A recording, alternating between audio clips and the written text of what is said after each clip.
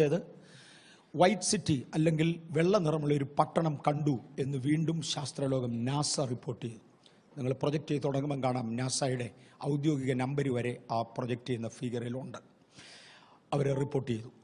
2, കഴിഞ്ഞ ദിവസം ഒരു ന്യൂസ് പേപ്പറിനകത്ത് ഒരു പരസ്യം കണ്ടിരുന്നു. അന്തരീക്ഷത്തിൽ നിന്ന് കുറേ കല്ലുകൾ വന്ന് ഭൂമിയിൽ വീണു തുടങ്ങി. അപ്പോൾ അതിനെക്കുറിച്ച് അവരെഴുതിയിരിക്കുന്നത് ചൊവ്വ എന്ന ഗ്രഹത്തിൽ നിന്നാണ് ആ കല്ലുകൾ വന്നിരിക്കുന്നത് എന്ന് അനുമാനിക്കുന്നു. അല്ലേ, നാസയുടെ അഭിപ്രായം അതാ. ആ കല്ലുകൾ അവിടുന്ന് ആരംഭിച്ചത് ഇപ്പോഴൊന്നുമല്ല, ഒരു 1.5 ലക്ഷം വർഷങ്ങൾക്ക് പുറകിലാണ്. ഈയിടെയങ്ങ് ഇറങ്ങിയതല്ല ചൊവ്വയിൽ നിന്ന്. ഒരു 1.5 ലക്ഷം വർഷങ്ങൾക്ക് പുറകിൽ ആരോ വന്ന് ചൊവ്വയെ തട്ടി. ഏതോ ഒരു ഒരു വാൽനക്ഷത്രം അല്ലെ അതുപോലെ എന്തോ ഒന്ന് വന്ന് ചൊവ്വയെ തട്ടി. അപ്പോൾ അവിടുന്ന് കുറേ കല്ലുകൾ തെറിച്ചു. കഴിഞ്ഞ 1.5 ലക്ഷം വർഷം യാത്ര ചെയ്ത് ഭൂമിയിലെത്തി തുടങ്ങിയത്. ഇനി അടുത്ത 5 കൊല്ലം വന്നുകൊണ്ടിരിക്കും. ഇപ്പം ചെറുതിങ്ങോട്ട് വന്നതേ ഉള്ളൂ, ഇനി ഒരു 5 വർഷം വന്നുകൊണ്ടിരിക്കും. ഈ റിപ്പോർട്ടും കൂടെ കിട്ടിയപ്പോൾ ദൈവവചനം ഇതിനെക്കുറിച്ച് എന്തു പറയുന്നു, നമുക്കിതിനെ എങ്ങനെ മനസ്സിലാക്കാം, ഇതിൻ്റെ മുമ്പിൽ ഇത് ഏത് കാലഘട്ടത്തെ ചിത്രീകരിക്കുന്നു, നാം ഇതിൻ്റെ മുമ്പിൽ എന്തു ചെയ്യണം, ഈ ആശയങ്ങൾ ദൈവം മുമ്പിൽ കൊണ്ടുവരിക എന്നതായിരുന്നു ഇതുകൊണ്ട് അർത്ഥമാക്കിയ ഒന്ന്, അല്ലെങ്കിൽ ഇത് കൊണ്ടുവരാനുള്ള ഒരു കാരണം. രണ്ടാമത്തേത് ഏഞ്ചലിക്ക സ്വർഗത്തിൽ പോയി വന്നു എന്ന് പറയുന്നതും നരകത്തെക്കുറിച്ച് മറ്റധികം പേര് കൊണ്ടുവന്നിട്ടില്ലാത്ത പേരുകൾ സഹിതമുള്ള, ഞാൻ മുമ്പേ പറഞ്ഞതുപോലെ ആരാന്നൊന്നും ഞാൻ പറയാൻ ആഗ്രഹിക്കുന്നില്ല, എനിക്ക് ഉച്ചരിക്കാൻ അർഹതയുള്ളതിനേക്കാളൊക്കെ വലിയ പേരുകളാണ്. അതുകൊണ്ട് ഞാൻ ആ പേരുകളിലോട്ട് പോകുന്നില്ല. പക്ഷേ നരകത്തിൽ കിടപ്പുണ്ട്. ഇത് നമ്മളെ ഒന്ന് ബോധവാന്മാരാക്കുവാനും ഇതെടുക്കണം എന്നോർത്തു. ഈ കല്ലുകൾ വന്നു എന്ന് പറഞ്ഞത് ചൊവ്വയിൽ നിന്നാണ് എന്നൊന്ന് അസസ് ചെയ്തു. ചൊവ്വയിൽ നിന്നേ കല്ലുകൾ വരത്തുള്ളോ? വെളിപ്പാട് പുസ്തകം പറയുന്നത് അത്തിവൃക്ഷം പെരുങ്കാറ്റുകൊണ്ട് ഉലഞ്ഞ് അതിൻ്റെ ഭൂമിയിലോട്ട് പൊഴിയുന്നത് പോലെ നക്ഷത്രങ്ങൾ ഭൂമിയിലേക്ക് പൊഴിഞ്ഞുകൊണ്ടിരിക്കും. ഇതാണ് വെളിപ്പാട് പുസ്തകം ഈ അന്തിമ ഘട്ടത്തിൽ ഒരു സാഹചര്യത്തെക്കുറിച്ച് പറയുന്നത്. ഒന്നുകൂടെ പറയാം, അത്തിവൃക്ഷം പെരുങ്കാറ്റുകൊണ്ട് ഉലഞ്ഞ്. നമ്മൾ അത്തിവൃക്ഷം നമുക്ക് വലിയ പരിചയമില്ലാത്തതുകൊണ്ട് മാവിൻ മരം എല്ലാവരും കണ്ടിട്ടുണ്ടല്ലോ. നന്നായി മാങ്ങ കായ്ച്ചു നിൽക്കുന്ന ഒരു മാവിൽ ഒരു നല്ല കാറ്റടിക്കുമ്പോൾ ഈ മാങ്ങ എല്ലാം കൂടെ പൊഴിയുന്ന പോലെ ഞാൻ കണ്ടിട്ടുണ്ട്, പലരും കണ്ടിട്ടുണ്ട്. അത്തിവൃക്ഷം പെരുങ്കാറ്റുകൊണ്ട് ഉലഞ്ഞ് അത്തിക്കായ്കൾ താഴോട്ട് വീഴുന്നത് പോലെ നക്ഷത്രങ്ങൾ ചെറു താഴോട്ട് വീഴും. കുറഞ്ഞ പക്ഷം നക്ഷത്രങ്ങളുടെ ഭാഗം എന്നിരിക്കാൻ കാര്യം ഒരു നക്ഷത്രമൊക്കെ ഭൂമിയിലോട്ട് വീഴാൻ ഒക്കുകയില്ല. ഭൂമി തീരെ ചെറുത്, നക്ഷത്രം അതിനേക്കാൾ ഒരുപാടും കൂടെ വലുതുമാണ്. ഇതൊരു ശാസ്ത്രജ്ഞന് വേണ്ടി എഴുതിയതല്ല, ഇത് സാധാരണക്കാരന് വേണ്ടി എഴുതിയതാണ്. അപ്പം സാധാരണക്കാരന് മനസ്സിലാകുന്ന ഭാഷയിലാണ് ഇതിവിടെ വരുന്നത്. ഞാൻ ഒരു കാര്യം പറയാൻ ആഗ്രഹിക്കുന്നു. ഞാൻ രക്ഷിക്കപ്പെട്ടു വരുന്ന സമയത്ത് എന്നെ പ്രചോദിപ്പിച്ച ഒരു ചെറിയ ആശയമുണ്ട്. എൻ്റെ ചെറിയ പ്രായത്തിൽ വേദപുസ്തകത്തെ ശാസ്ത്രം കൊണ്ട് എതിർക്കുന്ന ആളുകളെ കണ്ടിട്ടുണ്ട്. അന്ന് എനിക്ക് 10 വയസ്സ് 11 വയസ്സൊക്കെ ഉള്ളൂ. ശാസ്ത്രീയമായി ദൈവമില്ല എന്ന് 2 കണ്ടുപിടിച്ചു, നരകമില്ലെന്ന് വേറെ 2 കണ്ടുപിടിച്ചു. ഇങ്ങനെയൊക്കെ അങ്ങ് ഈ ചുമ്മാതെ നാട്ടിലെ എന്തോ വാട്ട് യു കോൾ പനമ്പായുടെ വീട്ടിൽ വിവരമില്ലാത്ത മനുഷ്യർ മുറ്റത്ത് കുത്തിയിരുന്ന് ഓരോ വർത്താനം പറഞ്ഞാൽ ഏത് ശാസ്ത്രജ്ഞന് ഏത് തെളിവ് കൊണ്ട് ഇവിടെ കണ്ടുപിടിച്ചെന്ന് ശാസ്ത്രജ്ഞൻ എന്ന വാക്കിൻ്റെ സ്പെല്ലിംഗ് പോലും അറിയാൻ വയ്യാത്തവനാണ് ഈ പറഞ്ഞു നടക്കുന്നത്. ചുമ്മാ അബദ്ധം പുലമ്പുമായിരുന്നു. പക്ഷേ അത് കേൾക്കുമ്പോൾ ഒട്ടും വിവരമില്ലാത്ത എന്നെപ്പോലുള്ളവർ അയ്യോ അതും ശരിയാണല്ലോ എന്നിങ്ങനെ ഓർക്കുമായിരുന്നു. ആ കാലഘട്ടങ്ങളിൽ ഒന്നിൽ വേദപുസ്തകത്തിൽ നിന്ന് സാമാന്യം നന്നായി പ്രസംഗിക്കാൻ കഴിവുള്ള ഒരു ഉപദേശി എൻ്റെ ജനനസ്ഥലത്തടുത്ത് എൻ്റെ വീടിൻ്റെ അടുക്കൽ പുതുശ്ശേരി എന്ന് പറയുന്ന കൊച്ചി ജംഗ്ഷനിൽ, അങ്ങനെ ഒരു ജംഗ്ഷനൊന്നും ഭൂപടത്തിൽ കണ്ടുപിടിക്കാൻ ഒക്കുകയില്ല, അതിനേക്കാളൊക്കെ ചെറുതാണ്. ആ ജംഗ്ഷനിൽ വന്ന് നിന്ന് മൂലപദാർത്ഥങ്ങൾ കത്തിയഴിയും എന്ന പത്രോസിൻ്റെ ലേഖനത്തിലെ വാക്യത്തെ ആസ്പദിച്ച് ഒരു പ്രസംഗം പറഞ്ഞു. Pastor E.C. മാത്യു ഇന്ന് അദ്ദേഹം അമേരിക്കയിലുണ്ട്. അദ്ദേഹം MSc ഫസ്റ്റ് ക്ലാസ് ആയിരുന്നു. അതുകൊണ്ട് ശാസ്ത്രീയ വിഷയങ്ങൾ അല്പം കാര്യമായി അദ്ദേഹത്തിന് പറയാനൊത്തും. അബോധരായ ഞങ്ങൾക്ക് വലുതായിട്ടൊന്നും മനസ്സിലായില്ലെങ്കിലും. പക്ഷേ അവിടെ തന്നെ വേറൊരു മനുഷ്യരുണ്ടായിരുന്നു, PhD-കാരൻ. അദ്ദേഹത്തിൻ്റെ പേര് ഞാൻ ഉദ്ധരിക്കുന്നില്ല, ഞാൻ റെസ്പെക്റ്റ് ചെയ്യുന്ന ഒരാളാണ്. അദ്ദേഹം എഴുന്നേറ്റ് ചോദിച്ചു, പ്രസംഗിയാരെ നിങ്ങൾ ഈ പറയുന്നതൊക്കെ ശരിയാണോ? ഇത് പറയാൻ നിങ്ങൾ ക്വാളിഫൈഡ് ആണോ? അപ്പം പ്രസംഗിയാരി ചോദിച്ചു, എന്ത് ക്വാളിഫിക്കേഷൻ ഉള്ളവർക്ക് പറയാം? അദ്ദേഹം പറഞ്ഞു, ഫിസിക്സിൽ ഒരു BSc എങ്കിലും ഉള്ളവനെ ഇതിനെക്കുറിച്ച് പറയാൻ പറ്റുള്ളൂ. കാര്യം പെന്തിക്കോസ്തുകാർ പള്ളിക്കൂടത്തിൽ പോയതല്ലെന്നൊരു ധാരണയിലാണ് PhD-കാരൻ ഇത് പറഞ്ഞത്. അപ്പോൾ ഇങ്ങനെ ചോദിച്ചു, MSc ഫസ്റ്റ് ക്ലാസ് ഉണ്ടെങ്കിൽ പറയാമോ എന്ന് ചോദിച്ചു. ഇനിയിപ്പോൾ എന്നാ പറയാനാ? പറയാമെന്ന്. എന്നാൽ അവിടെ ഇരുന്ന് കേട്ടോ, ഞാൻ MSc ഫസ്റ്റ് ക്ലാസ്സാന്ന് പറഞ്ഞു. അദ്ദേഹം ചമ്പ്രപ്പൊട്ടിട്ട് മെയിൻ റോഡിലിരുന്നു. വഴക്കുണ്ടാക്കാൻ വേണ്ടി ഇരുന്നതാ, അനുസരിക്കാൻ ഇരുന്നതല്ല. രണ്ടായാലും അല്പ മിനിറ്റുകൾക്ക് ശേഷം ആ ഉപദേശി പ്രസംഗം നിർത്തിയേച്ച് ഈ മനുഷ്യനോട് പറഞ്ഞു, നിങ്ങളുടെ ഇടപെടൽ കണ്ടിട്ട് വിദ്യാഭ്യാസമുള്ള ആളാണെന്ന് തോന്നുന്നു. അങ്ങനെ വിദ്യാഭ്യാസമുള്ള ആളാണെങ്കിൽ നമ്മൾ തമ്മിൽ തർക്കിക്കേണ്ടത് റോഡറമ്പിലല്ല, ഞാനിവിടെ ഒരു വീട് വാടകയ്ക്ക് എടുത്തിട്ടുണ്ട്, അങ്ങോട്ട് പോരാ, അവിടെ തർക്കിക്കാമെന്ന് പറഞ്ഞു.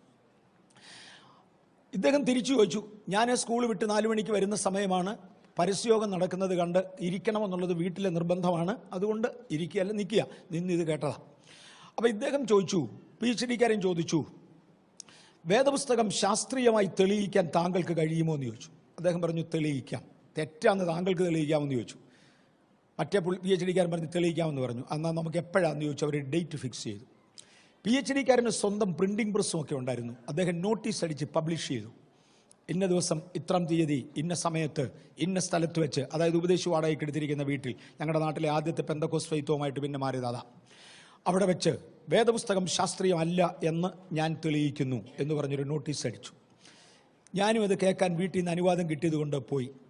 എൻ്റെ ആയുസ്സിലാദ്യമായി കളർ ചോക്ക് ഞാൻ കാണുന്നത് അവിടെ വെച്ചാൽ. അതിനു മുമ്പേ വെള്ള ചോക്ക് മാത്രമേ കണ്ടിട്ടുള്ളൂ. ഒരു ബ്ലാക്ക് ബോർഡും 2-3 കളറിലുള്ള കളർ ചോക്കുകളും ഹാജരാക്കി.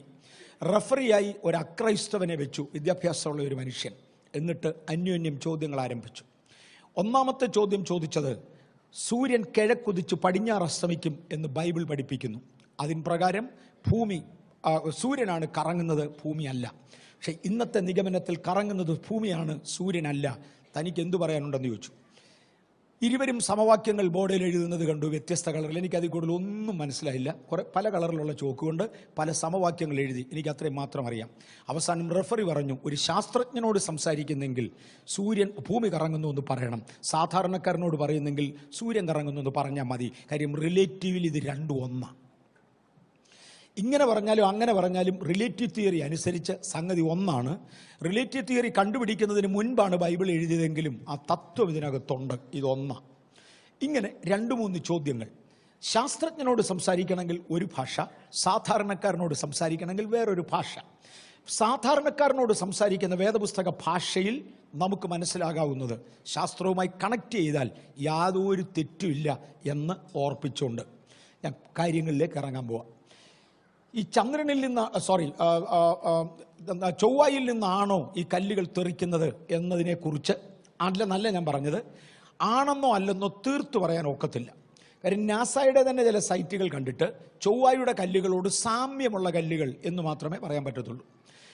വ്യാഴത്തിനും ചൊവ്വയ്ക്കും ഇടയ്ക്ക് ഒരു വലിയ ലെയർ പാറക്കൂട്ടങ്ങൾ തന്നെ ഉണ്ട് എന്ന് ഇന്ന് കണ്ടുപിടിച്ചിട്ടുണ്ട്. ഞാനിവിടെ ഒന്നുമല്ല വരാൻ ആഗ്രഹിക്കുന്നത്, ഒരേ ഡിസൈനറാണ് ഈ പ്രപഞ്ചത്തെ ഡിസൈൻ ചെയ്തത്. അതുകൊണ്ട് ഏത് ഗോളത്തിൽ പോയാലും ഏത് ഉപഗ്രഹത്തിൽ പോയാലും എല്ലാത്തിൻ്റെയും ഡിസൈൻ ഒരുപോലെ ഇരിക്കും. സകലതിൻ്റെയും ഡിസൈൻ ഒരുപോലെ ഇരിക്കും. ഒരു ഡിസൈനർ ഇത് ഡിസൈൻ ചെയ്യുന്നുവെങ്കിൽ അദ്ദേഹത്തിൻ്റെ ഡിസൈനിൽ എവിടെ പോയാലും എല്ലാം ഒരുപോലെ ഇരിക്കും. സൗരയൂഥത്തിൽ, പ്രപഞ്ചത്തിൽ ഒരു സെൻട്രൽ പോയിന്റിൻ്റെ വട്ടത്തിൽ കറങ്ങുന്ന ഒരുപാട് ഗ്രഹങ്ങളോ ഗോളങ്ങളോ നക്ഷത്രങ്ങളോ ഉപഗ്രഹങ്ങളോ കോമറ്റല്ല ഒക്കെ ഇങ്ങനെ കണ്ടുകൊണ്ടിരിക്കും. ഇവ ലോക സൃഷ്ടി മുതൽ ദൈവത്തിൻ്റെ സൃഷ്ടിയുടെ ബേസിസ് ആണ് എന്ന് ഞാൻ ഒരു പ്രാവശ്യം ഇവിടെ എടുത്തു പറഞ്ഞു. 1 മണിക്കൂർ കൊണ്ട് ഞാനിത് നിർത്തുകയും ചെയ്യാൻ ആഗ്രഹിക്കുന്നു. മോനെ, നമുക്ക് പ്രൊജക്ഷൻ സ്റ്റാർട്ട് ചെയ്യാം. ഒന്നാമത്തെ ആറ്റമിൽ ഞാൻ ആരംഭിക്കാൻ പോവാം. ആറ്റത്തിൻ്റെ ഘടകം മുതൽ നിങ്ങളുടെ മുമ്പിൽ ഈ കാണുന്ന പ്രൊജക്ഷൻ 2 സൈഡിൽ നോക്കുന്നവർക്ക് കാണാം. 2 ആറ്റങ്ങളെയാണ് അവിടെ കാണിച്ചിരിക്കുന്നത്. ആറ്റം എന്ന് പറഞ്ഞാൽ എന്നാന്ന് പറയാം. ഞാൻ ശാസ്ത്രീയ പ്രസംഗത്തിനല്ല നിൽക്കുന്നത്, വേദപുസ്തകത്തിലോട്ട് ഇറങ്ങാൻ പോവാണ്. പക്ഷെ നമുക്ക് മനസ്സിലാകുന്ന ആഴത്തിൽ ആരംഭം മുതൽ നമ്മൾ തുടങ്ങുക. അവിടെ കാണുന്ന 2 ആറ്റമുകളുടെ ഘടന കാണാം. ആറ്റം എന്ന വാക്കിൻ്റെ അർത്ഥം ഇനി വിഭജിക്കാൻ കഴിയാത്തതെന്നാണ്. ശാസ്ത്രത്തിൻ്റെ പണ്ടൊരു കാലത്തെ ചിന്തയിൽ ഏറ്റവും ചെറിയ ഘടകം മോളിക്യൂളായിരുന്നു.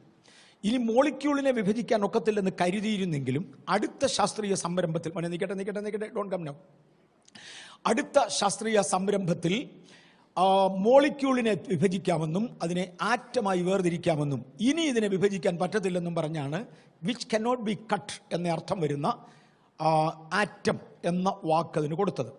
ഇനി ഡിസൈനിനെ കുറിച്ച് ഞാൻ പറഞ്ഞപ്പോൾ നമ്മൾ ഒത്തിരി മനസ്സിലാക്കേണ്ട കാര്യമുണ്ട്. അതുകൊണ്ടാണ് 2 ആറ്റം കാണിച്ചത്.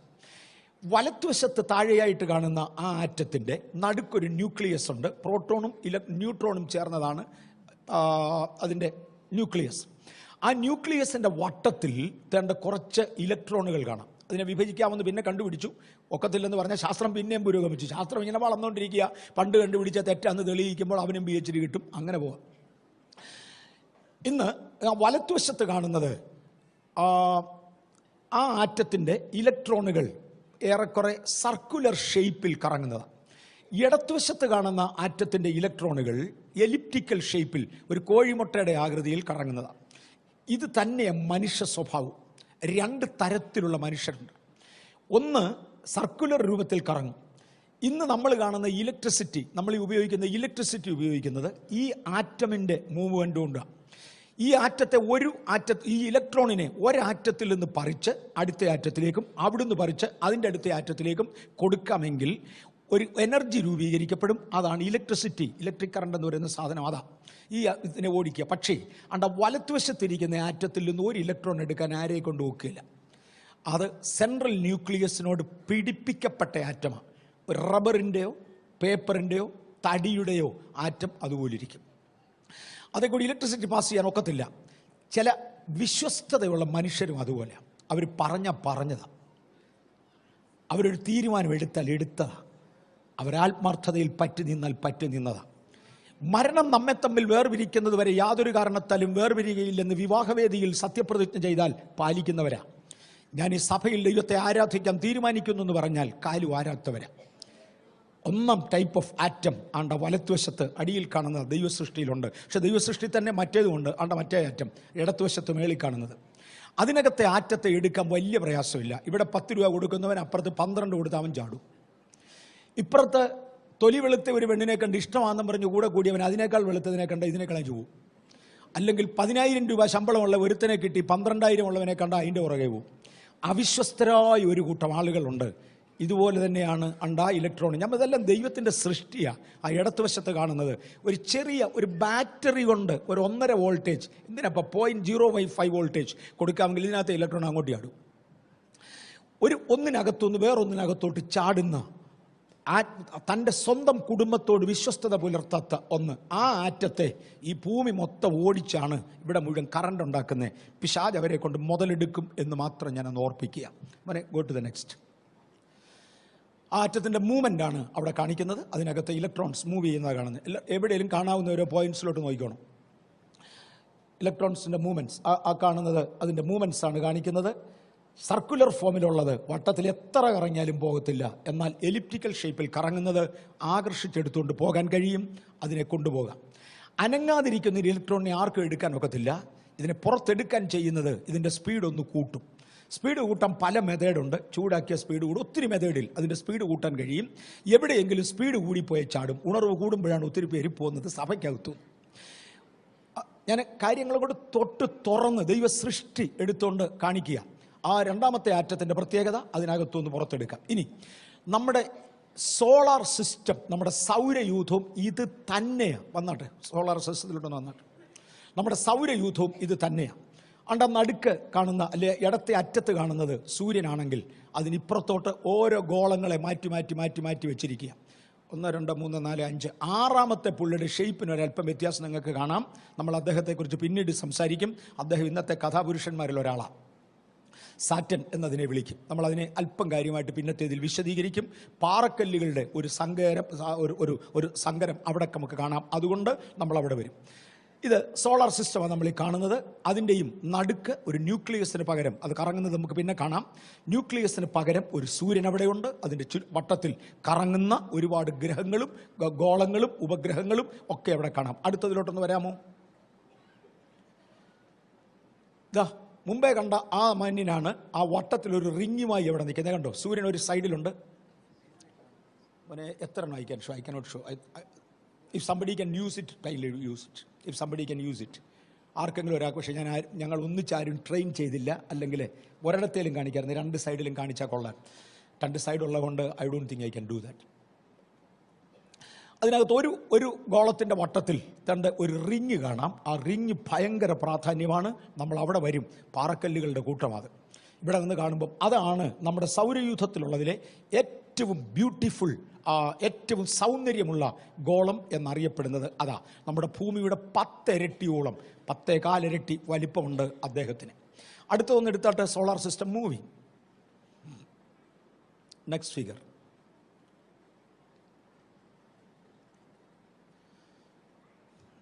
ഇതും സോളാർ സിസ്റ്റം തന്നെയാണ്.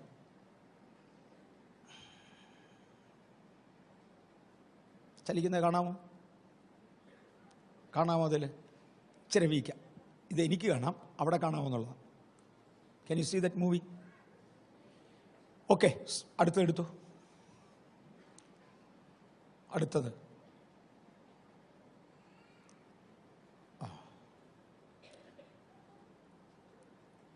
സൂര്യന് വട്ടത്തിൽ നമ്മുടെ ഗ്രഹങ്ങൾ സഞ്ചരിക്കുന്ന ആ ഒരു പാതയാണ് കാണിച്ചിരിക്കുന്നത്. പല പ്ലെയിനുകളിൽ അതെടുത്ത് കാണിക്കുന്നു എന്ന് മാത്രം. മൂവി എന്ന് ഇപ്പോൾ കാണാമോ? മേക്ക് ഔട്ട് ചെയ്യാമോ? കാണാമോ അതോ ഇല്ലേ? ഏബിൾ. ഓക്കെ, ഇത് സൂര്യന് ചുറ്റും കറങ്ങിക്കൊണ്ടിരിക്കുക. ഞാൻ പറഞ്ഞു, നമ്മുടെ സൂര്യൻ്റെ വലിപ്പം നമ്മൾ ഇന്ന് ഇരിക്കുന്ന ഈ ഭൂമിയുടെ 1,30,000 ഇരട്ടിയാണ്. നമ്മളിരിക്കുന്ന ഈ ഭൂമിയുടെ 1,30,000 ഇരട്ടി വലിപ്പമാണ് ഭൂമിക്കുള്ളത്, സൂര്യനുള്ളത്. അത്രയും വലിപ്പമുള്ള സൂര്യൻ്റെ ചുറ്റും ഇവർ കറങ്ങുക. ഈ സൂര്യൻ തന്നെ നമ്മുടെ ഗാലക്സിയിൽ അതിൻ്റെ സെൻറ്ററിനെ വട്ടമിട്ട് കറങ്ങിക്കൊണ്ടിരിക്കുക. നമ്മുടെ ഗാലക്സിയിൽ ഈ സൂര്യൻ ഒന്ന് കറങ്ങി വരാൻ എത്ര വർഷം എടുക്കുമെന്ന് ആർക്കെങ്കിലും അറിയാവോ? 250 ലക്ഷം വർഷം എടുക്കും അതൊന്ന് കറങ്ങി വരാൻ. എന്ന് പറഞ്ഞാൽ ഗാലക്സിയുടെ വലിപ്പം അത്രയുമാണ്. നമ്മുടെ സൂര്യൻ, ഭൂമി സൂര്യന് ചുറ്റും ഒന്ന് കറങ്ങാൻ 1 വർഷം മതി, 365 ദിവസം മതി. ഭൂമി സ്വന്തം അച്ചുതണ്ടിൽ കറങ്ങാനായിട്ട് 24 മണിക്കൂർ മതി. എന്നാൽ സൂര്യൻ ഗാലക്സിയുടെ വട്ടം ഒന്ന് കറങ്ങി വരുവാൻ, അതും കറങ്ങുക, ഒന്നും ഇൻഡിപെൻഡൻ്റ് അല്ല. ഐ ആം ഇൻഡിപെൻഡൻ്റ് എന്നൊക്കെ പറയുന്ന കുഞ്ഞെ ചുമ്മാതാ. ഇൻഡിപെൻഡൻ്റ് എന്നൊരു സൂത്രം ഭൂമിയിലില്ല, അങ്ങനെ ഒരാളില്ല. എല്ലാം ഒന്നിനോടൊന്ന് റിലേറ്റഡാണ്, അങ്ങോട്ടും ഇങ്ങോട്ടും ആശ്രയിച്ച് കറങ്ങുന്നതാണ്. ഞാൻ പറഞ്ഞ ഒരുപാട് ആശയങ്ങൾ ശാസ്ത്രീയ രൂപത്തിലും കൂടെ കൊണ്ടുവരാനാണ് ഞാൻ ആഗ്രഹിക്കുന്നത്. It is A same designer who designed. നമ്മുടെ സൂര്യൻ നമ്മുടെ ഗാലക്സിക്ക് ഒന്ന് കറങ്ങി വരാൻ 250 കോടി വർഷങ്ങളെടുക്കും. അത്രയും ദൂരമുണ്ട് നമ്മുടെ ഗാലക്സിക്ക്. പോട്ടെ, അടുത്തതെടുക്കാം. Galaxy moving you have over. അടുത്തതാണെങ്കിൽ നമുക്ക് യൂണിവേഴ്സിലേക്ക് പോകാം. നമ്മുടെ പ്രപഞ്ചമെന്ന് പറഞ്ഞാൽ എന്തുവാ? പ്രപഞ്ചത്തെ സൃഷ്ടിച്ചത് യോ എന്നൊക്കെ പറയുമ്പോൾ നമ്മൾ പയ്യോ അടക്കാണ് നമ്മുടെ ഗാലക്സി മാത്രമാണ് കേട്ടോ. അത് നമ്മുടെ ഗാലക്സിയാണ്. നമ്മുടെ ഗാലക്സിക്കകത്ത് ആ നടുക്കൊരു കുറച്ച് പ്രകാശം കാണാം. പിന്നെ ഇങ്ങോട്ട് അതിൻ്റെ കറക്റ്റ് ഷേപ്പ് ഇതൊന്നുമല്ല, ഏറെക്കുറെ ഒരു സ്റ്റാർ ഫിഷിൻ്റെ രൂപമുണ്ട് ഗാലക്സിക്ക്. അതിനകത്ത് സെൻട്രലി കോൺസെൻട്രേറ്റഡ് ഏരിയ മാത്രമായി എടുത്തത് ഞാൻ മുമ്പേ പറഞ്ഞായിരുന്നു. 1,00,000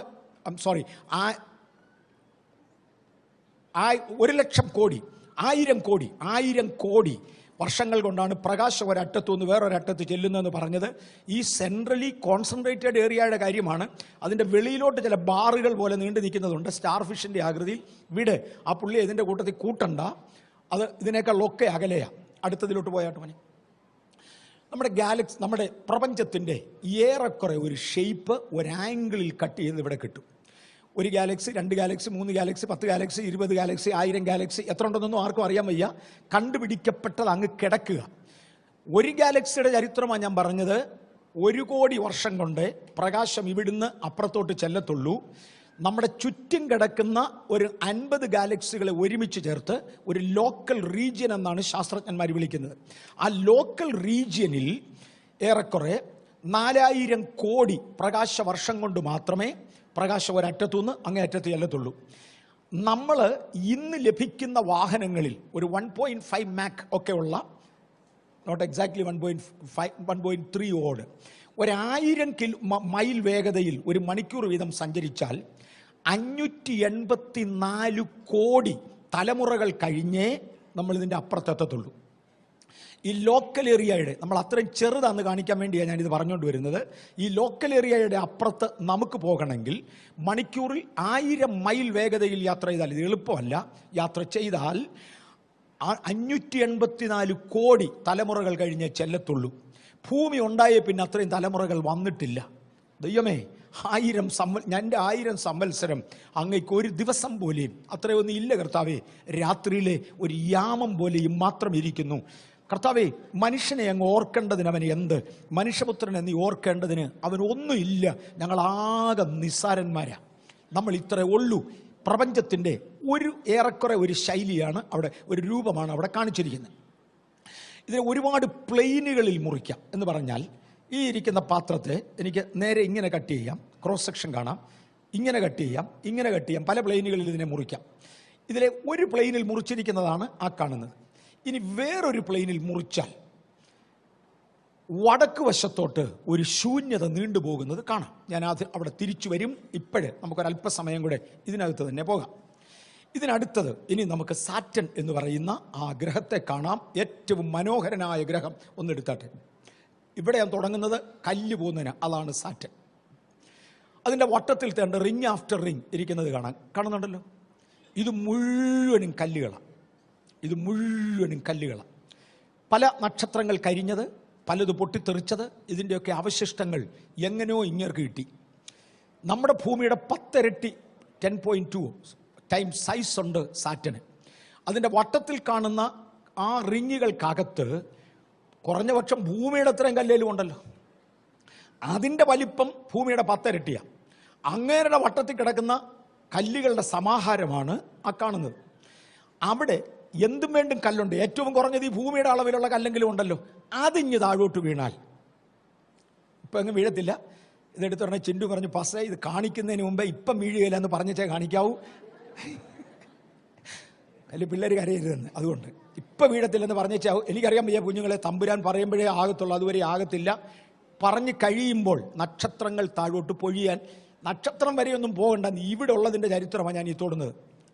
ഓക്കെ, അതിൻ്റെ അടുത്ത ചിത്രം ഒരല്പം കൂടെ വിശദമായിട്ടാണ് ആ കാണുന്നത്. അടുത്തത് വെക്കുമോ മൂവ്മെൻറ്റിലോട്ട്. ആരും പേടിക്കുകയൊന്നും വേണ്ട. അതിനകത്തെ കല്ലുകളെ ഒന്ന് ഇച്ചിരി കൂടെ അടുത്ത് കാണുമ്പോൾ, ഫോക്കസ് ചെയ്യുമ്പോൾ ആ കല്ല് ഇച്ചിരി കൂടെ വലുതായിട്ട് നമുക്കൊന്ന് കാണാൻ കഴിയും. Go to the next.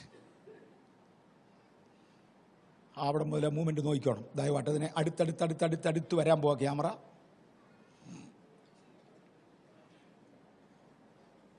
Keep going. Camera കുറച്ചുകൂടെ അടുത്ത് വരുമ്പോൾ ഇപ്പം തന്നെ അതിനകത്തെ വലിയ കല്ലുകൾ കണ്ടോ? വലിയ കല്ലുകൾ കാണാമോ? അതിനകത്ത് വലിയ കല്ലും ചെറിയ കല്ലുകളും കാണാമോ? Keep moving. ശ്രദ്ധിച്ച് നോക്കിക്കോണത്. കാര്യം നമുക്ക് ക്ലാരിറ്റി കുറവായതുകൊണ്ട് വീണ്ടും ക്യാമറ വേറൊരു ആംഗിളിൽ നിന്ന് അടുപ്പിച്ച് കൊണ്ടുവരിക. നോക്കൂ, അണ്ടണ്ടാ വരുന്നതാ കല്ല്. കാണാമോ? ഇത് ബാഹ്യാകാശത്തിൽ യുഗങ്ങളായി കറങ്ങിക്കൊണ്ടിരിക്കുക. എവിടെയെങ്കിലും ഒരു സ്ലൈറ്റസ്റ്റ് ഇംബാലൻസ്, മുമ്പേ ഞാൻ പറഞ്ഞതുപോലെ ഒരു ഇലക്ട്രോണെ പുറത്തെടുക്കുന്നത് പോലെ ഒരല്പം ഇംബാലൻസ് ഈ അന്തരീക്ഷത്തിൽ എവിടെയെങ്കിലും സംഭവിച്ചാൽ, വേറൊരു ഭാഷയിൽ തെറിക്കടാന്ന് തമ്പുരാൻ പറയുമ്പോൾ തെറിക്കാൻ ആവശ്യമുള്ളത് കരുതി അതിനെ സൃഷ്ടിച്ചതാണ്ട്. കണ്ടു? Is it visible dare? Camera അടുത്തടുത്ത് ഫോക്കസ് ചെയ്യുമ്പോൾ ഓരോ ആംഗിളിൽ നിന്ന് കാണുന്നതാണ്. ഇതിനകത്ത് ഏറ്റവും കുറഞ്ഞത് 200 ടൺ ഭാരമുള്ള കല്ലുകളുണ്ട്. ഏറ്റവും ചെറുത് വെറും ഡസ്റ്റാണ്, വെറും ധൂളി, പൊടിയും പറക്കുന്നുണ്ട്. ദൈവത്തിന് ധൂളിയും 200 ടൺ ഭാരമുള്ള കല്ലും തമ്മിൽ വലിയ വ്യത്യാസമൊന്നുമില്ല. നമ്മൾ ഇപ്പോഴീ പറയുന്ന 200 ടൺ ഭാരം എന്നൊക്കെ പറയുന്ന ഒരു അസസ്മെൻറ്റാണ്. അവിടെങ്കിലും ചെന്ന് അരി എടുത്ത് തൂക്കിയേച്ചൊന്നും പറയുന്നതല്ല, ഒരു അസസ്മെൻറ്റാണ്. അല്പം കൂടിയെന്നും വരാം, ചില കുറഞ്ഞെന്നും വരാം. എന്നാൽ അടുത്തതിനകത്ത് പോകാം. സാറ്റൻ്റെ ലാസ്റ്റ് ഓഫ് സാറ്റൻ.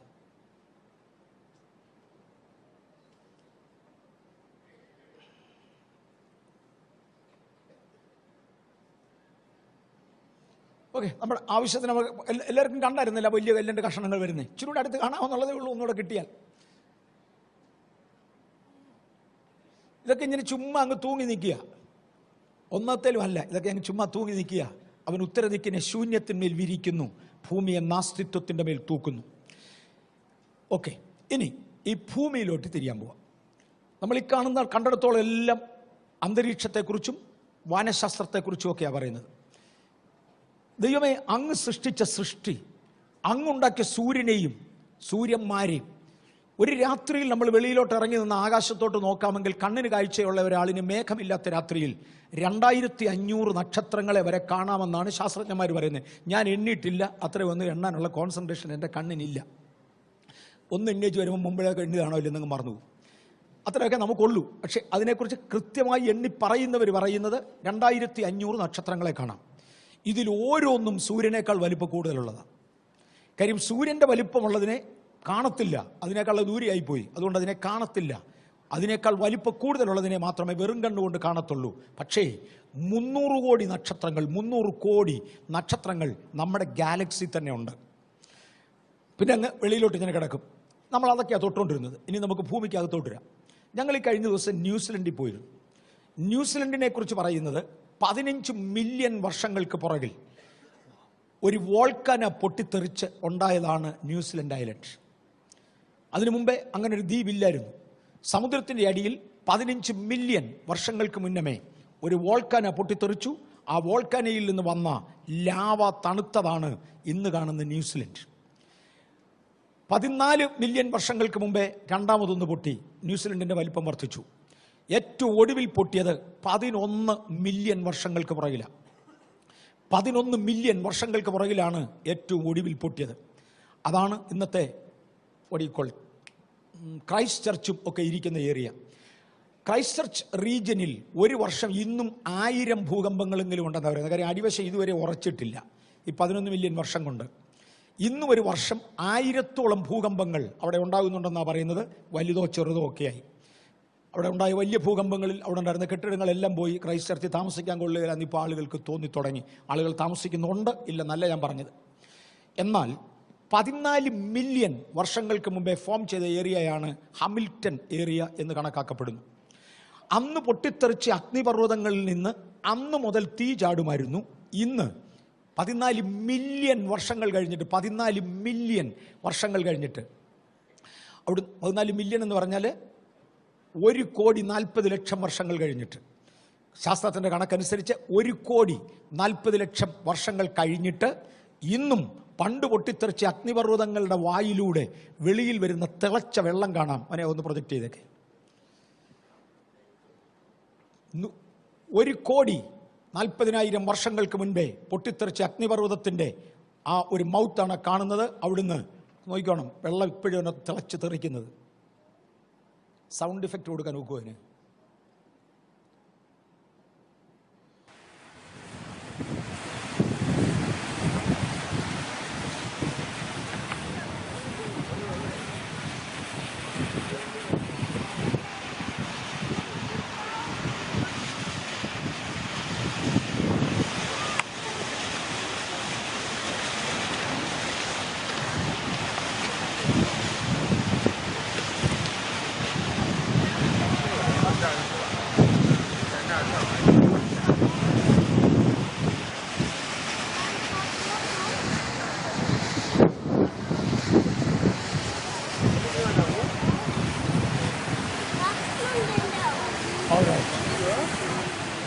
ഒരു കോടി 40 ലക്ഷം വർഷങ്ങൾക്ക് മുന്നമേ വോൾക്കാന പൊട്ടിയതിൻ്റെ മൗത്തിലൂടെ ഇന്ന് തെറിച്ചുകൊണ്ടിരിക്കുന്ന വെള്ളമാ നിങ്ങളെ കാണുന്നത്. ഇതിൻ്റെ ആഴം എന്തോ കർത്താവേ, എന്തും വേണ്ടി ഇതിനകത്തുണ്ട്. ഈ റേറ്റിൽ ഇത് തെറിച്ചുകൊണ്ടിരിക്കുക. ഇപ്പോഴത്തെ റേറ്റാണ് ഇത്. അങ്ങനെ ആണെങ്കിലും 1 കോടി വർഷം മുമ്പ് ഇത് തന്നെ ആയിരുന്നു. മിച്ചം വന്നതിൽ ഒരല്പം തെറിക്കുന്നതാ ഇത്. കർത്താവേ, അങ്ങ് ഞങ്ങളെപ്പോലെ ഒരാളല്ല, അങ്ങ് വലിയവനാണ്. ഒന്ന് പോയി കാണാൻ ഞങ്ങൾക്കും കർത്താവ് കൃപ തന്നു. ഇത് 100% ആക്ച്വലി ഞങ്ങൾ എടുത്തതാന്ന് കാണിക്കാൻ വേണ്ടി ഞങ്ങളും എൻ്റെ മുന്നിൽ നിൽക്കുന്ന ഒരു പിക്ചറുണ്ട്. ഒരു മിനിറ്റ് ഒന്ന് കാണിച്ചങ്ങ് വിട്ടാൽ മതി. ആ വോൾക്കാനയുടെ മുമ്പിൽ പോയി നിൽക്കുവാൻ അത്രയും ദൂരെ നിന്ന ചൂടില്ല. അവിടെ തൊടാനൊക്കെ തൊട്ടാൽ നല്ല ചൂടാണ്. പക്ഷേ അതിൻ്റെ പുറകിൽ വൃക്ഷങ്ങൾ നിൽക്കുന്നത് നിങ്ങൾക്ക് കാണാം. പുല്ല് അതിൻ്റെ തൊട്ടപ്പുറത്തുണ്ട്. ദൈവമേ, സൃഷ്ടിയുടെ ഗാംഭീര്യത അങ്ങക്കിത് പറഞ്ഞു തന്നത് ആരാ? അതിശയവും അത്ഭുതവുമായി നമ്മളെ ഉണ്ടാക്കിയവൻ, ഭൂമിയെ സൃഷ്ടിച്ചവൻ, ഇതിനെ സൂക്ഷിക്കുന്നവൻ അറിവില്ലാത്തവനല്ല. തൻ്റെ വചനങ്ങൾ വൃഥാവല്ല എന്ന് ഞാനൊന്ന് ഓർപ്പിക്കട്ടെ.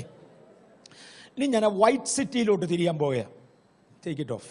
വൈറ്റ് സിറ്റിയിലോട്ട് ഇത് പ്രയോജനപ്പെടുന്നുണ്ടോ? കൊള്ളാമെന്ന് തോന്നുന്നവരുടെ കൈയൊന്ന് കണ്ടോട്ടെ. It's something informative. നമുക്ക് അടുത്തതിലോട്ട് പോകാൻ പോവാം. യോബിൻ്റെ പുസ്തകം നമുക്കൊരു വാക്യം ഒന്ന് വായിച്ചു തുടങ്ങാം. യോബിൻ്റെ പുസ്തകം 26-ാം അധ്യായത്തിൻ്റെ 9-ാമത്തെ വാക്യം. യോബിൻ്റെ പുസ്തകം 26-ാം അധ്യായത്തിൻ്റെ 9-ാമത്തെ വാക്യം. പഴയ നിയമ ഭക്തന്മാരിൽ ദൈവം അംഗീകരിച്ച ഒരു ഭക്തനായിരുന്നു യോബ്. അദ്ദേഹത്തിൻ്റെ അറിവുകൾ ദൈവത്തിങ്കൽ നിന്നായിരുന്നു. തൻ്റെ പുസ്തകത്തിൽ നിന്ന് ഒരുപാട് അറിവുകൾ, ജ്ഞാനം എനിക്കൊന്നും വായിച്ചാൽ മനസ്സിലാകത്തില്ല. ഒരു വലിയ ശാസ്ത്രജ്ഞൻ വായിച്ചാൽ കുറച്ചുകൂടെ മനസ്സിലായേക്കാം. എന്നെപ്പോലുള്ളവർക്ക് മനസ്സിലാകാൻ പ്രയാസമുള്ള പലതും ചേർത്തതിനകത്ത് എഴുതിയിട്ടുണ്ട്. വായിച്ചാട്ടെ 26:9. തന്റെ സിംഹാസനത്തിന്റെ ദർശനം അവൻ മറച്ചു വയ്ക്കുന്നു, അതിന്മേൽ തന്റെ മേഘം വിരിക്കുന്നു.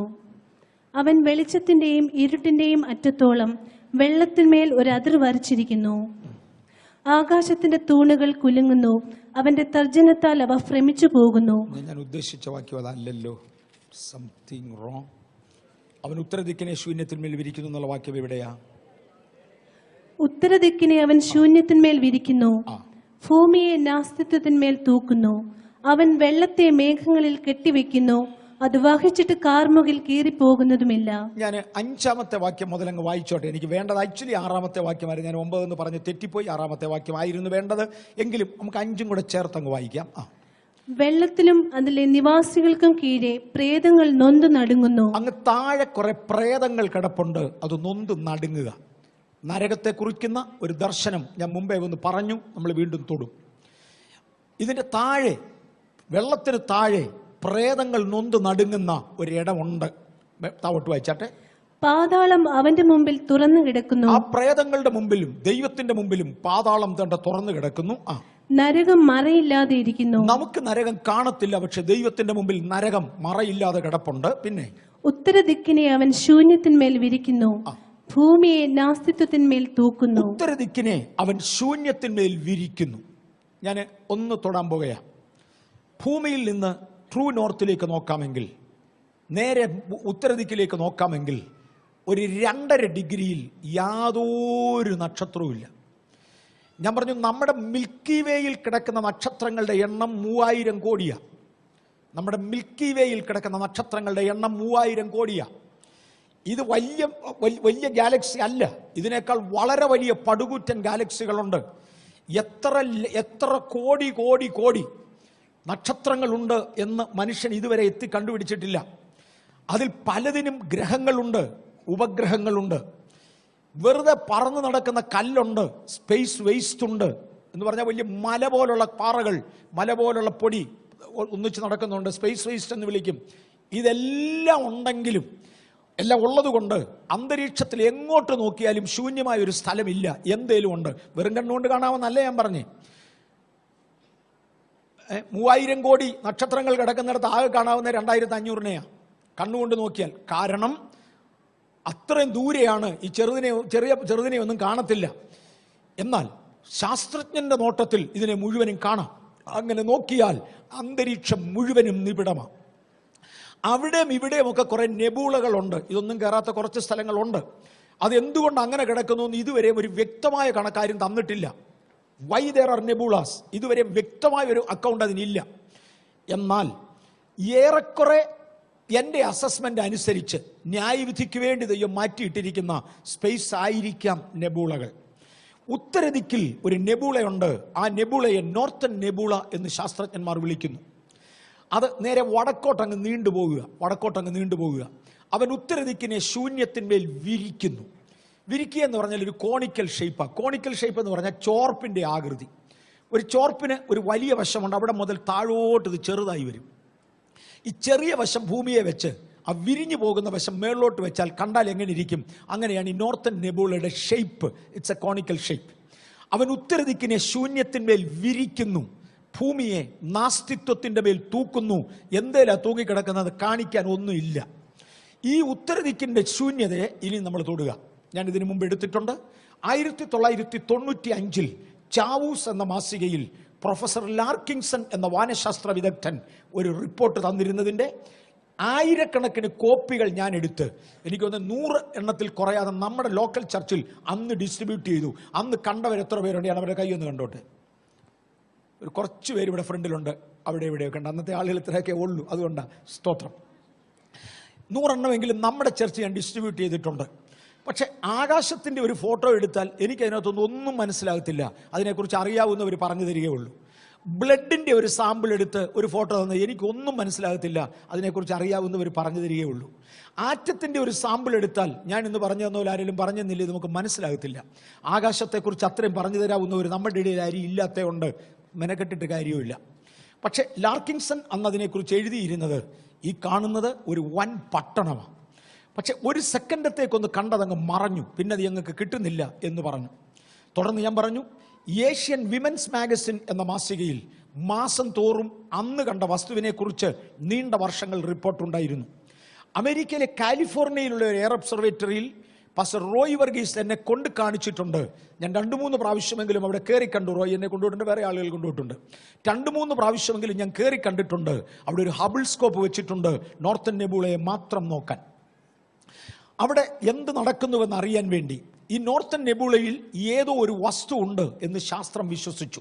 കാരണം നമ്മൾ ഇപ്പറഞ്ഞ സൗരയൂഥം ഉൾപ്പെടുന്ന, മിൽക്കി വേ ഉൾപ്പെടുന്ന, ലോക്കൽ റീജിയൻ ഉൾപ്പെടുന്ന നക്ഷത്രങ്ങളുടെ എണ്ണമൊക്കെ ഇപ്പം ഏറെക്കുറെ ഒന്ന് മനസ്സിലാകുന്നുണ്ടല്ലോ.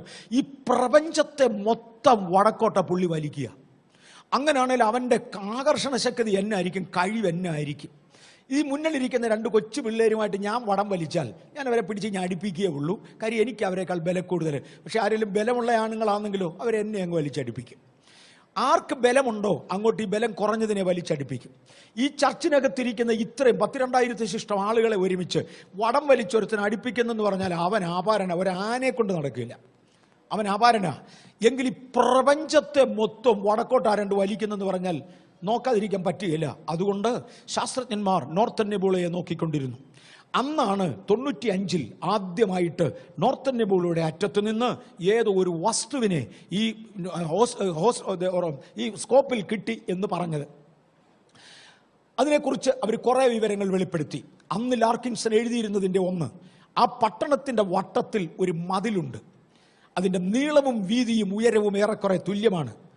സ്ഫടികക്കഷണങ്ങൾ തല്ലിപ്പൊട്ടിച്ചൊരു മഹാസമുദ്രമാക്കി ഒഴുക്കിയാൽ അതിൽ നിന്ന് പ്രതിഫലിക്കുവാൻ സാധ്യതയുള്ള പ്രകാശത്തോട് അവിടെ നിന്ന് വരുന്ന പ്രകാശത്തെ ഉപമിക്കുന്നു. വെളിപ്പാട് പുസ്തകം പറഞ്ഞു, നഗരത്തിന് വീതിയും നീളവും ഉയരവും തുല്യം. നഗരം സ്വച്ഛ സ്ഫടികത്തിന് തുല്യമായി കിടക്കുന്നു. അടുത്തത് പ്രൊഫസർ ലാർക്കിൻസൺ പറഞ്ഞു, ഏറെക്കുറെ അതിൻ്റെ വട്ടത്തിലൊരു മതിലുള്ളത് കാണാം. ആ പട്ടണത്തിൻ്റെ വട്ടത്തിലൊരു മതിലുണ്ട്. സൗരയൂഥത്തിൽ കാണുന്ന, പ്രപഞ്ചത്തിൽ കാണുന്ന ഏതു സൃഷ്ടിയും നമ്മൾ കണ്ടു, എല്ലാം ഉരുണ്ടതാണ്, എല്ലാം ഉരുണ്ട ഷേപ്പിലാണ്. എന്നാൽ ഈ വസ്തു ഉരുണ്ട ഷേപ്പിലല്ല, ഈ വസ്തു ക്യൂബിക്കലാണ്, നീളവും വീതിയും ഉയരവുമുണ്ട്. വെളിപ്പാട് പുസ്തകം പറഞ്ഞു, അതിൻ്റെ മതിലിൻ്റെ മുമ്പിൽ ഒരു ഗേറ്റ് ഉണ്ട്. ആ ഗേറ്റ് രാത്രിയിൽ, പകൽ അടയ്ക്കയില്ല, രാത്രി അവിടെ ഇല്ല എന്ന് പറഞ്ഞാൽ തുറന്നു കിടക്കുന്ന ഒരു ഗേറ്റ് അവിടെ ഉണ്ട്. പ്രൊഫസർ ലാർക്കിൻസൺ എഴുതി, അതിൻ്റെ ആ മതിലിൻ്റെ മുമ്പിൽ ഒരു ഗേറ്റ് ഉണ്ട്. ആ ഗേറ്റിൻ്റെ വലിപ്പം അദ്ദേഹം അസസ് ചെയ്തിരിക്കുന്നത് കേട്ടോ, 18 ട്രില്യൺ നോട്ടിക്കൽ മൈൽ എന്ന് പറഞ്ഞാൽ 180 കോടി മൈൽ. Am I right? ആ പദം തെറ്റിപ്പോയതിനോട് ക്ഷമിക്കണം. ആ കണക്ക് എത്ര മില്യൺ? ഒരു ട്രില്യൺ കറക്റ്റാ? 10 ലക്ഷം ഒരു മില്യൺ ആണെന്നറിയാം. 100 മില്യനാണ് ഒരു ട്രില്യൺ. എന്തോ ആണെന്ന് എനിക്കറിയണ്ടേ? വിടെ 18 ട്രില്യൺ. ഒട്ടും തെറ്റാതെ ഞാനങ്ങ് പറഞ്ഞേക്കാം, 18 ട്രില്യൺ അത്രേ എനിക്കറിയത്തുള്ളൂ. 18 ട്രില്യൺ എങ്ങനെ ആയാലും 1800 കോടി കുറയില്ല. നോട്ടിക്കൽ മൈൽ, നമ്മുടെ സാധാരണ മൈലിനേക്കാൾ വലുതാണ് നോട്ടിക്കൽ മൈൽ. നോട്ടിക്കൽ മൈലാണ് ഒറ്റ ഗേറ്റിൻ്റെ വീതി. നമ്മുടെ ചർച്ചയിൽ നിന്ന് ഇറങ്ങിപ്പോകുമ്പോൾ നമുക്ക് അവിടെ 2 കൊച്ചു ഗേറ്റുകൾ ഉണ്ടാക്കി ഒരുമിച്ച് വെച്ചിട്ടുണ്ട്. എത്ര? 36 അടിയോ? 36 അടി. അതൊന്നും ഉണ്ടാക്കി വെക്കാൻ പെട്ടപാട് ക്രെയിൻ വരേണ്ടി വന്നു. 36 അടി. ലക്ഷക്കണക്കിന്, കോടിക്കണക്കിന് മൈലുകൾ വലിപ്പമുള്ളതാണ് അതിൻ്റെ മുമ്പിലത്തെ ഒറ്റ ഗേറ്റ്. ഇത്രയും കാര്യങ്ങൾ മാത്രം അന്ന് പ്രൊഫസർ ലാർക്കിൻസൺ തന്നിരുന്നു. കഴിഞ്ഞ വർഷം ഡിസംബർ മാസം 26-ാം തീയതി നാസ ഈ പറയുന്ന വസ്തുവിനെ വീണ്ടും കണ്ടു. കാണാനുള്ള ഒത്തിരി കൂടെ വ്യക്തമായി കണ്ടു. കാണാനുള്ള കാരണം, അന്ന് അവർ ഉപയോഗിച്ചിരുന്ന ഹബിൾ സ്കോപ്പ് അത് വേറെ ഏതോ പ്രൊജക്റ്റിന് വേണ്ടി ഉപയോഗിച്ചപ്പോൾ വേണ്ടത്ര അതിൽ നിന്ന് റിസൾട്ട് കിട്ടാതെ വന്നതിനാൽ ഇതിനെന്തോ കേട് പറ്റി കാണുമെന്ന് സംശയിച്ചു. അഴിച്ചു എന്നപ്പോൾ കേടായിരുന്നു, അതുകൊണ്ടാണ് കാണാൻ. ആ കേട് റിപ്പയർ ചെയ്ത് തിരിച്ചു വെച്ചത് ഡിസംബർ 26-നാണ്. അത് കണ്ട ശാസ്ത്രജ്ഞൻ പറഞ്ഞിരിക്കുന്ന വാക്ക് ഭയങ്കരമാണ്. I am not that religious, അദ്ദേഹത്തിൻ്റെ വാചകമാ, ഞാൻ അത്ര മതപരമായ മനുഷ്യനല്ല, പക്ഷേ എൻ്റെ കണ്ണുകളെ എനിക്ക് വിശ്വസിക്കുവാൻ കഴിയുന്നില്ല. വെളുത്ത നിറമുള്ള ഒരു പട്ടണം തേണ്ടേ ആ നിഗൂഢതയിൽ റെഡിയായി നിൽക്കുന്നു. അടുത്ത പദം, അത് കണ്ടു എന്നതിനേക്കാൾ വലുത്. അനന്തവിശാലമായ ഈ വലിയ വലിയ വലിയ പ്രപഞ്ചത്തിൽ ആ ഹബിൾ സ്കോപ്പ് എങ്ങനെ ആ പോയിന്റിലേക്ക് ഞങ്ങൾ കൊണ്ട് ഫോക്കസ് ചെയ്തു എന്നുള്ളത്. മുമ്പേ പറഞ്ഞതുപോലെ മഹാസമുദ്രത്തിൻ്റെ വട്ടത്തിൽ ആകെ കിടക്കുന്നതായ തണൽത്തരികളെ ഒരുമിച്ച് കൂട്ടുന്നതിൽ ഒരു തരി പിക്ക് ചെയ്യുന്നതിൻ്റെ തുല്യ പ്രാധാന്യമേ ഉള്ളൂ, അത്രയും സാധ്യതയുള്ളൂ. കൃത്യം അതിന് നേരെ ഫോക്കസ് ചെയ്യുന്നത്, അതിന് നേരെ എങ്ങനെയോ ഫോക്കസ് ചെയ്യപ്പെട്ടതുകൊണ്ട് ആ വൈറ്റ് സിറ്റി വീണ്ടും കാണാമായി വന്നു. മോനെ ദയവായിട്ട് വൈറ്റ് സിറ്റിയുടെ കിട്ടിയ ചിത്രങ്ങൾ ഒന്ന് കാണിച്ചു കൊടുത്തിട്ട് 3-4 എണ്ണം ഉണ്ട്. ഒന്ന് ആ പട്ടണത്തെ കാണിക്കുന്നതാണത്. ആ കാണുന്നത് ഹബിൾ സ്കോപ്പിലൂടെ എടുത്ത ഫോട്ടോയാ, കാണാമല്ലോ. എത്ര 1000 കോടി മൈലുകൾ ദൂരെയാണെന്ന് പറയാൻ ആർക്കും അറിയാൻ വയ്യ, അവർക്കും അറിയാൻ വയ്യ. അടുത്തത് ഇതാ അതിൻ്റെ 2ാമത്തെ ഫോട്ടോ. അടുത്തത് അതാണ് കാണാവുന്നതിലേക്കും ഭംഗിയേറിയത്. ഒന്ന് ശ്രദ്ധിച്ച് കണ്ടു.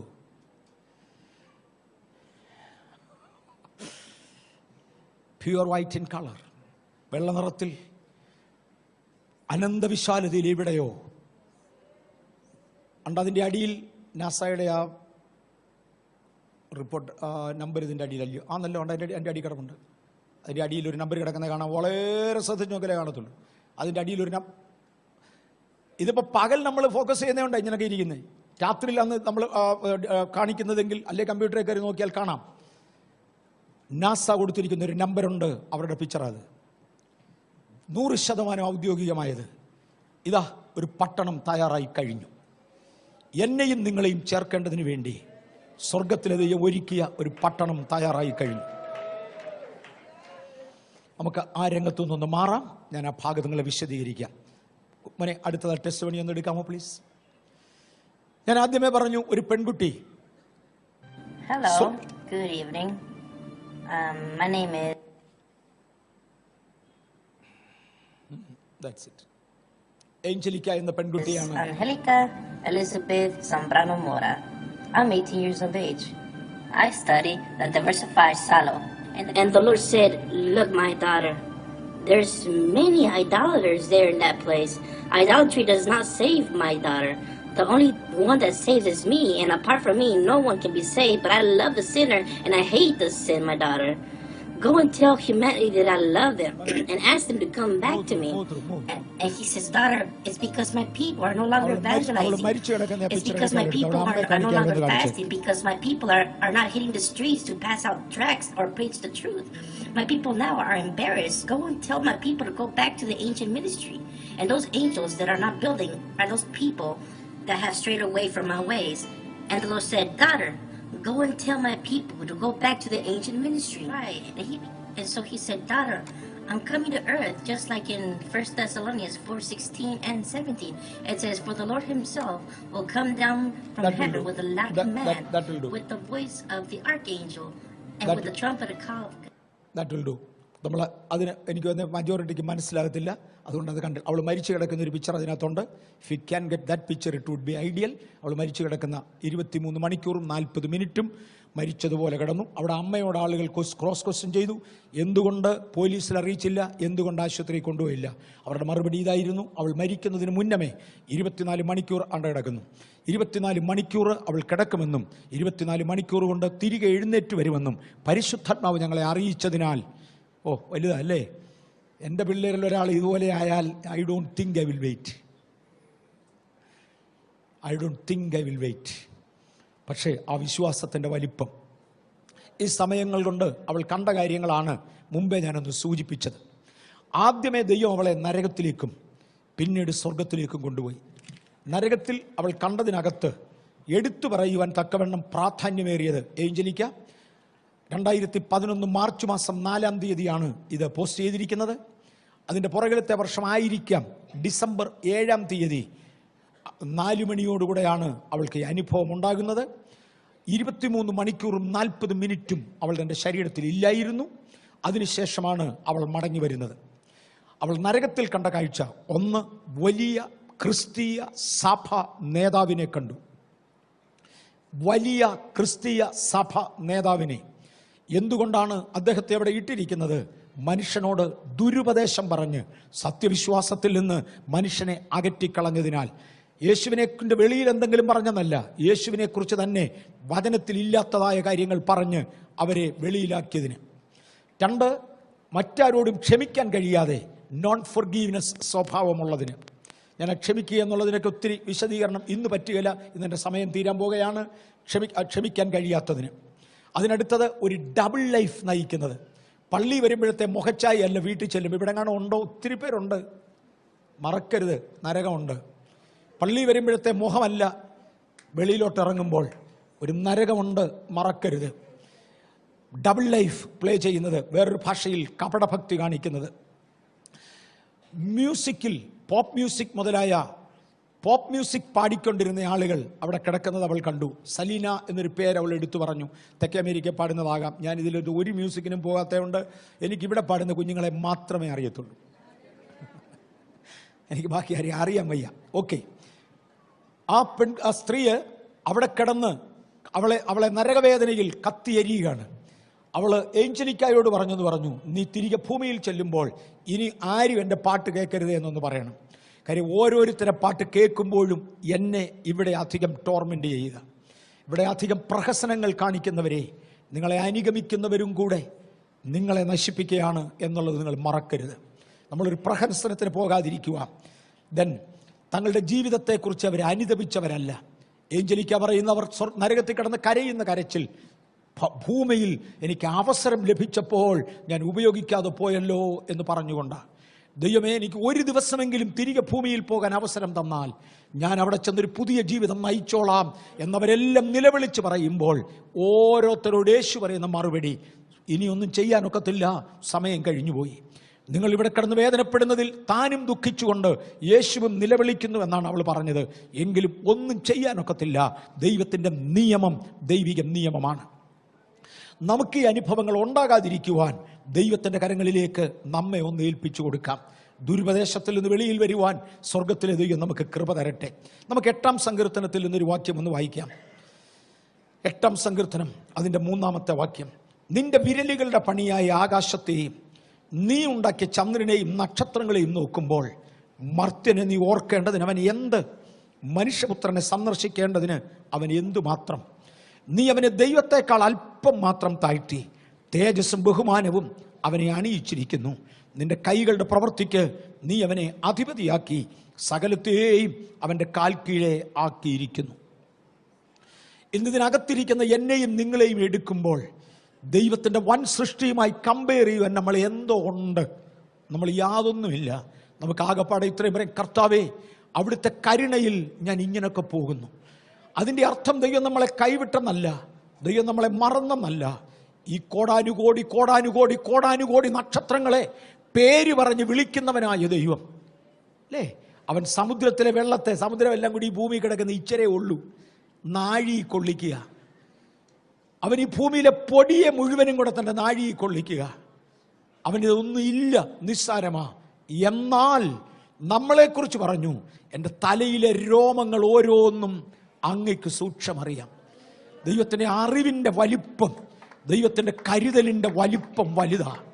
മറക്കരുത്, ഈ ദൈവം വെച്ചിരിക്കുന്ന യാതൊന്നും നിഷ്ഫലമല്ല. ദൈവം വെച്ചിരിക്കുന്നതൊന്നും നിസ്സാരമല്ല. നാം പാലിക്കേണ്ടതിനും അനുസരിക്കേണ്ടതിനും തിരുവചനം ഈ ദൈവം നമുക്ക് തന്നിരിക്കുകയാണ്. മാനവവർഗം പാപത്തിൽ അകപ്പെടുമെന്നും മാനവവർഗത്തെ ഇവിടെ നിന്ന് ഉദ്ധരിക്കുമെന്നും സ്വർഗത്തിലെ ദൈവം അറിഞ്ഞുകൊണ്ട് ഉലക സ്ഥാപനത്തിന് മുന്നമേ തൻ്റെ പുത്രനെ കൊരിളിറക്കുവാൻ ഏൽപ്പിക്കപ്പെട്ട് നീചമരണത്തിന് വേണ്ടി വിട്ടുകൊടുത്തുകൊണ്ട് ഈ ഭൂമിയെ സൃഷ്ടിക്കുകയും കാലസമ്പൂർണതയിൽ സ്ത്രീയിൽ നിന്ന് ജനിച്ചവനായി എൻ്റെയും നിങ്ങളുടെയും വേഷത്തിൽ ഈ മണ്ണിലേക്ക് ഇറങ്ങി വന്ന് ഒരു ക്രൂശ് വരെയും താണിറങ്ങി ക്രൂശിൽ നിന്ന് നമ്മെ തൻ്റെ രക്തം കൊണ്ട് രക്ഷിച്ച് സ്വർഗത്തിൻ്റെ ഉന്നതികളിലേക്ക് താൻ കരയേറിയ ശേഷം, ഞാൻ പോയി നിങ്ങൾക്ക് സ്ഥലമൊരുക്കിയാൽ ഞാൻ ഇരിക്കുന്ന ഇടത്ത് നിങ്ങളും ഇരിക്കേണ്ടതിന് പിന്നെയും വന്ന് നിങ്ങളെ എൻ്റെ അടുക്കൽ ചേർത്തുകൊള്ളുമെന്ന് നമ്മളോട് വാക്ക് പറഞ്ഞു പോയ യേശുവിനെ അനുഗമിക്കുന്നത് നമ്മുടെ ജീവിതത്തിൻ്റെ ഭാഗ്യമാണ്. എനിക്കൊന്ന് നമ്മുടെ നിസ്സാരത്വം നമ്മൾ ഒരു വശത്തൂടെ മനസ്സിലാക്കുന്നു. മറുവശത്ത് താൻ പറഞ്ഞ വാഗ്ദത്തങ്ങളിൽ ഒന്നും നിഷ്ഫലമല്ല. നമുക്ക് വേണ്ടി താൻ ഒരു പട്ടണം തയ്യാറാക്കി കഴിഞ്ഞു. ഇന്നത് കാണത്തക്കതുപോലെയായി. ഈ തയ്യാറാക്കുക എന്നതിനെക്കുറിച്ച് കഴിഞ്ഞ ഒരു ദിവസം ഞാൻ ഒരാംഗിളിൽ ഇങ്ങനെ പറഞ്ഞു. I know the time is up. ഞാൻ കഴിഞ്ഞ ദിവസം ഒരാംഗിളിൽ ഞാൻ ഇങ്ങനെ പറഞ്ഞു, തയ്യാറാക്കുക എന്നതുകൊണ്ട് തൂത്തുമിനുക്കി വൃത്തിയാക്കി വിരിച്ചൊരുക്കുക എന്നൊരാശയം തന്നെ ആയിരിക്കയില്ല. ഈ മഹാപ്രപഞ്ചത്തിനകത്ത് ഇത് കറങ്ങി ഏത് പോയിന്റിൽ വരുമ്പോഴായിരിക്കും നമ്മളെ ഇവിടുന്ന് ചേർക്കേണ്ടത് എന്നും തമ്പുരാൻ അറിയാം. എത്രയായിരം കോടി നക്ഷത്രങ്ങളുടെ ആകർഷണ വികർഷണങ്ങൾ ഏതൊക്കെ ഡിറക്ഷനിൽ മൂവ് ചെയ്യുമ്പോഴാണ് നമ്മളെ ഇവിടുന്ന് മാറ്റേണ്ടത് എന്നറിയാവുന്ന ദൈവം നക്ഷത്രമണ്ഡലങ്ങളെ, നക്ഷത്രജാലങ്ങളെ പൊസിഷൻ ചെയ്തുകൊണ്ടിരിക്കുകയാകാം. അങ്ങനെ ഒരു ദിവസത്തിൽ ഒരൊറ്റ കാഹളം ധ്വനിക്കും. ക്രിസ്തുവിൽ മരിച്ചവർ അക്ഷയരായി ഉയർത്തെഴുന്നേൽക്കും. Praise the Lord. എൻ്റെ പ്രത്യാശ ഒട്ടും വർദ്ധിച്ചതല്ല, പക്ഷെ ഒന്നുകൂടെ ഉറപ്പാകുവാൻ ഇന്നത്തെ വീഡിയോ പ്രസന്റേഷൻ കാര്യമായി. ഞാൻ ഒന്നുകൂടെ പറയാം, ഒട്ടും വർദ്ധിച്ചതല്ല. ഇതേ പ്രത്യാശ എനിക്ക് നേരത്തെ ഉണ്ട്. കാണാതെ വിശ്വസിക്കുവാൻ കഴിഞ്ഞു. ഇന്ന് കണ്ടേച്ച് ഒന്നുകൂടെ ഉറപ്പിക്കുവാൻ കർത്താവ് കൃപ തന്നതിനായി എൻ്റെ ദൈവത്തെ നന്ദിയോടെ സ്തുതിക്കുന്നു. ഞാൻ ഒന്നുകൂടെ പറയാം, നമ്മളെ ഒടുവിക്കണ്ട വൈറ്റ് സിറ്റി നാസയുടെ നമ്പർ സഹിതം പബ്ലിഷ് ചെയ്തിരിക്കുക. വൈറ്റ് സിറ്റിന്റെ ബ്ലൂം മാത്രം വിട്ട് ചെക്ക് ചെയ്താൽ മതി. ഇനി ഇറങ്ങി വരും ഇത് കമ്പ്യൂട്ടറിനകത്ത്. Google it, you will get it.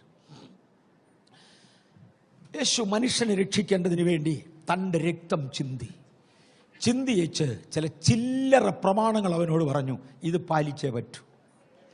കർത്താവേ, ഞങ്ങളെ അങ്ങ് ഓർക്കേണ്ടതിന് എന്തുണ്ട്? ഒന്നുമില്ല. എങ്കിലും ദൈവത്തെ അനുസരിക്കണം എന്ന് ദൈവത്തിന് താല്പര്യമുണ്ട്. നമ്മുടെ ഒരു ഫിഷ് ടാങ്ക് നമുക്ക് മുൻപിലുണ്ട്. അതിനകത്ത് കുറേ മത്സ്യങ്ങളുണ്ട്. വലിയതായിട്ട് വളരുമെന്ന് കണ്ട് കൊണ്ടിട്ടത് വളർന്നില്ല. വളരാഞ്ഞതിൻ്റെ കാരണമൊക്കെ ഇപ്പോൾ ഏറെക്കുറെ അറിയാം. ഈ ഫിഷറിയിൽ PhD എടുത്ത ഒരു പെൺകുട്ടിയെ ഞാൻ കഴിഞ്ഞ വർഷം കണ്ടു. അപ്പോൾ ഞാൻ പറഞ്ഞു, നീ ബാംഗ്ലൂരിനൊന്ന് വരണം, ഞങ്ങളുടെ മീൻ വളരുന്നില്ല. അങ്ങനെ ഒരാളിനെ ചുമ്മാ കിട്ടുന്ന സ്ഥിതിക്ക്, ഫ്രീ ആയിട്ട് കിട്ടുന്ന സ്ഥിതിക്ക് വന്ന് ഒന്ന് നോക്കിച്ചു പോകണമെന്ന് പറഞ്ഞു. അപ്പോൾ അവൾ എന്നോട് കാര്യം പറഞ്ഞു, നിങ്ങളുടെ വെള്ളത്തിൻ്റെ തകരാറ് കൊണ്ടായിരിക്കും വളരാത്ത. ഇത് കറങ്ങി വെച്ച് പറഞ്ഞു, മീനിന് തീറ്റി കൊടുക്കുമ്പോൾ, എത്ര പേർക്ക് ഇത് അറിയാമെന്ന് എനിക്കറിയത്തില്ല, PhD കാര്യത്തിൽ പറഞ്ഞു തന്നതാ, ഫിഷറിയിൽ PhD. മീനിന് തീറ്റി കൊടുക്കുമ്പോൾ പരത്തി ഇട്ട് കൊടുക്കരുത്. മീൻ മഹാ ലേസിയാ, അവിടെ ഒന്ന് തിന്നേച്ച് അവിടെ നിൽക്കുക, എക്സസൈസ് എടുക്കുകയില്ല. എൻ്റെ നോട്ടത്തിൽ മീൻ ഓടുന്നുണ്ട്. Never follow the fish. നീ തീറ്റി ഇടുന്നിടത്ത് ഫിഷ് വന്ന് തിന്നണം. കൊച്ചു കുളത്തിലെ കാര്യം അല്ലി പറയുന്നേ. ഒരു വലിയ കുളത്തിൽ തീറ്റി ഇടാൻ ഒരു പ്രത്യേക സ്ഥാനം വേണം. നമ്മുടെയൊക്കെ അതുണ്ട്. ആ സ്ഥാനത്ത് മത്സ്യങ്ങൾ വന്ന് തിന്നേച്ച് തിരിച്ചു പോകണം. എടാ, ചുമ്മാ വെള്ളത്തിൽ കൂടെ നടക്കുന്ന മീന് അനുസരിച്ചെങ്കിൽ മാത്രമേ വളരത്തുള്ളെന്ന് തമ്പുരാൻ അറിയാവുന്നു. അങ്ങനെ ആണെങ്കിൽ ഭൂമിയിൽ ജീവിക്കുന്ന നാം അനുസരിക്കണമെന്ന് പറയുന്നതിലെ തകരാറെവിടെയെന്ന്, ഇതിലെ തകരാറെവിടെ? അനുസരിക്കാൻ പ്രയാസമുള്ള ഭാരിച്ചതൊന്നും നമ്മുടെ മേൽ തമ്പുരാൻ കൊണ്ട് വെച്ചില്ല. പകരം താൻ ഇങ്ങനെ പറഞ്ഞു, കർത്താവായ യേശു ക്രിസ്തുവിനെ ദൈവമെന്ന് വിശ്വസിക്കുവാൻ, എന്റെ പാപങ്ങൾ തൻ്റെ മേൽ ഏറ്റുകൊണ്ട് താൻ എനിക്ക് വേണ്ടി മരിച്ചുവെന്ന് വിശ്വസിക്കുവാൻ, ആ വിശ്വാസം വാ കൊണ്ട് ഏറ്റുപറയുവാൻ ഒരു ദൈവപൈതലിന് കഴിഞ്ഞേ മതിയാകൂ. വിശ്വാസത്തിന്റെ തുടക്കം അവിടെയാ. ആ നിമിഷം മുതൽ ആ വ്യക്തി യേശുവുമായി ബന്ധപ്പെടുന്നു. യേശുവുമായി ആ വ്യക്തി ഒന്നായി ചേരുന്നു. ഹൃദയം കൊണ്ട് നീതിക്കായി വിശ്വസിക്കുകയും വാ കൊണ്ട് രക്ഷയ്ക്കായി ഏറ്റുപറയുകയും ചെയ്യുക. ഇന്ന് വരെയും ഹൃദയം കൊണ്ട് നീതിക്കായി വിശ്വസിക്കുകയും വാ കൊണ്ട് രക്ഷയ്ക്കായി ഏറ്റുപറയുകയും ചെയ്യാത്ത ആരെങ്കിലും ഇവിടെ ഉണ്ടെങ്കിൽ ഇന്ന് പകൽ ഞാൻ നിങ്ങൾക്കൊരവസരം തരാൻ പോകുകയാ. എനിക്കറിയത്തില്ല എത്ര ഞായറാഴ്ച പ്രസംഗിക്കാൻ ദൈവം അവസരം തരുമെന്ന്. ഞാൻ മരിക്കുന്നത് വരെ എല്ലാ ഞായറാഴ്ച പ്രസംഗിക്കാൻ ദൈവം അവസരം തന്നാൽ ഞാനിത് ചെയ്യും. ഒരുപക്ഷെ വരുന്ന ഞായറാഴ്ച നമ്മൾ ഇവിടെ ഇല്ലെങ്കിൽ മധ്യാകാശത്തിൽ നമ്മൾ ഒരുമിച്ച് കാണും. എന്നാൽ ഇന്ന് വരെയും യേശുവിനെ രക്ഷകനെന്ന് വാ കൊണ്ട് ഏറ്റുപറയുവാൻ അവസരം ലഭിക്കാത്ത ഒരൊറ്റയാളെങ്കിലും ഇന്ന് എന്നെ ശ്രദ്ധിച്ചിരുന്നെങ്കിൽ ഞാൻ ഈ വിളിച്ചു പറയുന്ന പുസ്തകം പൊട്ടത്തരമല്ല. യുഗങ്ങളെ ഭേദിച്ചുകൊണ്ട് മുന്നേറിയ ഈ പുസ്തകത്തിനായി ഞാൻ എൻ്റെ ദൈവത്തെ സ്തുതിക്കുന്നു. 16ാമത്തെ നൂറ്റാണ്ടിൽ ജീവിച്ചിരുന്ന വോൾട്ടയർ എന്ന ശാസ്ത്രജ്ഞൻ, 16ാം നൂറ്റാണ്ടിൽ ജീവിച്ചിരുന്ന വോൾട്ടയർ എന്ന ശാസ്ത്രജ്ഞൻ ഒരിക്കൽ ഇങ്ങനെ പറഞ്ഞു, 16ാം നൂറ്റാണ്ട് തീരുന്നതോടെ ഈ മതഗ്രന്ഥം തീർന്നിരിക്കും. 17ാം നൂറ്റാണ്ടിൽ 18ാം നൂറ്റാണ്ടിൽ അതിൻ്റെ ഒരു കോപ്പി വേണമെങ്കിൽ പുരാവസ്തുക്കൾ വെച്ചിരിക്കുന്ന വല്ല മ്യൂസിയത്തിലും തപ്പണം. ഇത് ലോകം വായിക്കയില്ല. നിങ്ങൾക്കറിയാമോ, 16ാം നൂറ്റാണ്ടിൽ വേദപുസ്തകം പുതിയ ഭാഷകളിലേക്ക് തർജ്ജമ ചെയ്യാൻ തുടങ്ങി. 17ാമത്തെ നൂറ്റാണ്ടിൽ വോൾട്ടയർ കടക്കാരനായി വിറ്റേച്ചു പോയ വീട് ബൈബിൾ സൊസൈറ്റി വിലയ്ക്ക് വാങ്ങി. 18ാം നൂറ്റാണ്ടിന്റെ അവസാനമായതോടെ ഭൂലോകത്തിലെ ഏറ്റവും വലിയ ബൈബിൾ ഡിപ്പോ വാൾട്ടയറുടെ പഴയ വീടായിരുന്നു. അനേക ചിന്തകന്മാർ ഈ പുസ്തകത്തിന്റെ നേരെ തങ്ങളുടെ ചുറ്റിക വെച്ച് ആഞ്ഞടിച്ചു. അവരുടെ ചുറ്റിക തകർന്നതല്ലാതെ തിരുവചനത്തിന് കേടുണ്ടായില്ല. ഹല്ലേലൂയ. അനേക എതിരാളികൾ എഴുന്നേറ്റു. തിരുവചനം നിലനിൽക്കുന്നു. ഇന്ന് ഭൂലോക ചരിത്രത്തിൽ ഏറ്റവും വായിക്കപ്പെടുന്നതും ഭൂലോക ചരിത്രത്തിൽ ഏറ്റവും വിശ്വസിക്കപ്പെടുന്നതും ഭൂലോക ചരിത്രത്തിൽ ഏറ്റവും അധികം ആളുകൾ അനുകരിക്കുന്നതുമായ ഈ ദിവ്യ വചനം പറയുന്നു, ഒരു വ്യത്യാസവുമില്ല. ഈ വചനം പറയുന്നു, ഒരു വ്യത്യാസവുമില്ല. എല്ലാവരും പാപം ചെയ്തു, ഒരുപോലെ ദൈവ തേജസ്സില്ലാത്തവരായി. ഈ കാര്യം മുന്നറിഞ്ഞവനായ ദൈവം പാപമില്ലാത്ത ദൈവ കുഞ്ഞാടാകുന്ന ക്രിസ്തുവിനെ കാൽവറിയിൽ മരിച്ച് എനിക്കും നിങ്ങൾക്കും വേണ്ടി മറുവിലയായി എന്റെ പാപം തന്റെ മേലേറ്റുകൊണ്ട് എനിക്ക് വേണ്ടി മരിച്ച് നമുക്ക് വേണ്ടി മരിച്ച് നമ്മെ ഉദ്ധരിക്കുവാൻ സ്വർഗത്തിന് പ്രസാദമായി. ദൈവത്തിന് മതവ്യത്യാസമില്ല, ഭാഷാ വ്യത്യാസമില്ല, ആണും പെണ്ണും എന്ന വ്യത്യാസമില്ല, പ്രായ വ്യത്യാസമില്ല. ഒരു ദൈവത്തിന് ഒരു മാനവജാതി, ദൈവത്തിന് മനുഷ്യനും ഇടയിൽ മധ്യസ്ഥനും ഒരുവൻ, മനുഷ്യനായി തീർന്ന ക്രിസ്തുവേശു തന്നെ. ആ യേശു പറഞ്ഞു, യേശുവിനെ ദൈവമെന്ന്, ഏകദൈവമെന്ന് വിശ്വസിക്കുകയും ഞാൻ ആ യേശുവിന് വേണ്ടി ജീവിക്കുമെന്ന് ഹൃദയത്തിന്റെ അടിത്തട്ടിൽ നിന്ന് വാഗൊണ്ട് ഏറ്റുപറയുകയും ചെയ്യുന്ന വ്യക്തി ദൈവ പൈതലാകുവാൻ അധികാരമേറ്റുവാങ്ങി. അവനെ കൈക്കണ്ടവന്റെ നാമത്തിൽ വിശ്വസിക്കുന്ന ഏവർക്കും ദൈവമക്കളാകുവാൻ അധികാരം. ദൈവമക്കളായെന്നല്ല എഴുതിയിരിക്കുന്നേ, ആകാൻ അധികാരം കിട്ടിയെന്നേ ഉള്ളൂ.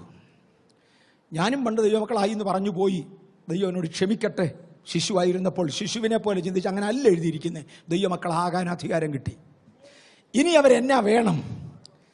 പിതാവിൻ്റെയും പുത്രൻ്റെയും പരിശുദ്ധാത്മാവിൻ്റെയും നാമത്തിൽ സ്നാനമേറ്റ് യേശുവിനോട് ചേരണം. തീർന്നോ? ഇല്ല. കർത്താവ് രക്ഷിക്കപ്പെടുന്നവരെ ദിനംപ്രതി സഭയോട് ചേർത്തുകൊണ്ടിരുന്നു. രക്ഷിക്കപ്പെടുന്നവരെ എന്ന മലയാള പ്രസ്താവന തെറ്റായ തർജ്ജമയാ. Those who are supposed to be such as should be saved. രക്ഷിക്കപ്പെടണം എന്നുള്ളവരെ കർത്താവ് ദിനം പ്രതി സഭയോട് ചേർത്തുകൊണ്ടിരുന്നു. രക്ഷിക്കപ്പെട്ട് കഴിഞ്ഞവരെയല്ല. He added them unto the church such as should be saved.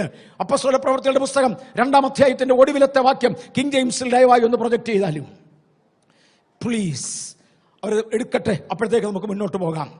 രക്ഷിക്കപ്പെടുവാൻ ഉള്ളവരെ കർത്താവ് ദിനം പ്രതി സഭയോട് ചേർത്തു. അവർ അപ്പോസ്തലന്മാരുടെ കൈകളിൽ സ്നാനമേറ്റു. അവർ ലോകത്തിൽ നിന്ന് വേർപാടാചരിച്ചു. അവർ അപ്പോസ്തലന്മാരുടെ ഉപദേശം കേട്ടു. അവർ അപ്പോസ്തലന്മാരുമായി കൂട്ടായ്മ ആചരിച്ചു.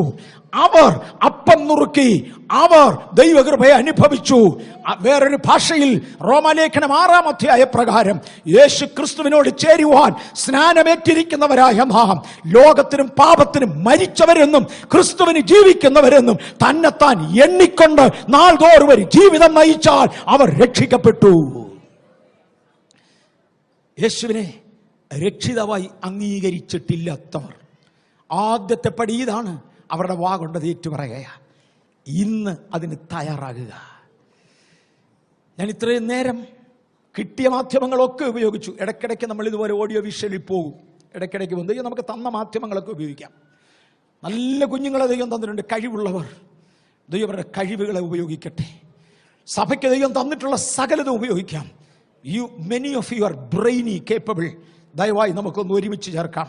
മനേതിച്ചിലൂടെ ഒന്ന് വലുതാക്കാമോ? അല്ലെങ്കിൽ എനിക്ക് വായിക്കാവുന്നവരെ ക്യാൻ സംബഡി റീഡ് അപ്പോസ്തലപ്രവൃത്തി 2-ാം അധ്യായത്തിന്റെ ഒടുവിലത്തെ വാക്യം. പ്രൈസിംഗ് ഗോഡ് ആൻഡ് എനിക്ക് ഇത്ര അകലത്തിൽ വായിക്കത്തില്ല. ആൻഡ് ഹാവ് സുനിൽ എന്ന് വായിച്ചേ.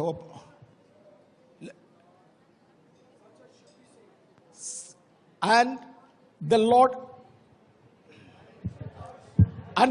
added to the church daily such as should be saved. രക്ഷിക്കപ്പെട്ടവരെ സഭയോട് ചേർത്തു. നല്ല എഴുതിയിരിക്കുന്നേ, രക്ഷിക്കപ്പെടേണ്ടവരെ സഭയോട് ചേർത്തു. ഇന്ന് ഈ സഭയ്ക്കകത്തിരിക്കുന്ന ദൈവ പൈതലേ, രക്ഷ കംപ്ലീറ്റ് ആയില്ല. നോ, നിങ്ങൾ രക്ഷിക്കപ്പെടണമെന്ന് ദൈവത്തിന് താല്പര്യമുണ്ട്. You should be saved. അതിനുവേണ്ടി നിങ്ങളെ സഭയിലേക്ക് കൊണ്ടുവന്നു. ദൈവകൃപയിൽ നടക്കുവാൻ, ദൈവവ്യവസ്ഥയിൽ നടക്കുവാൻ ഞങ്ങളാവോളം ഞങ്ങളെ തന്നെ ദൈവസന്നിധിയിൽ ഞങ്ങൾ കമ്മിറ്റ് ചെയ്യുകയാണ്. നിങ്ങൾക്ക് പ്രോത്സാഹനം തരും, ദൈവവചനം തന്നുകൊണ്ടിരിക്കും.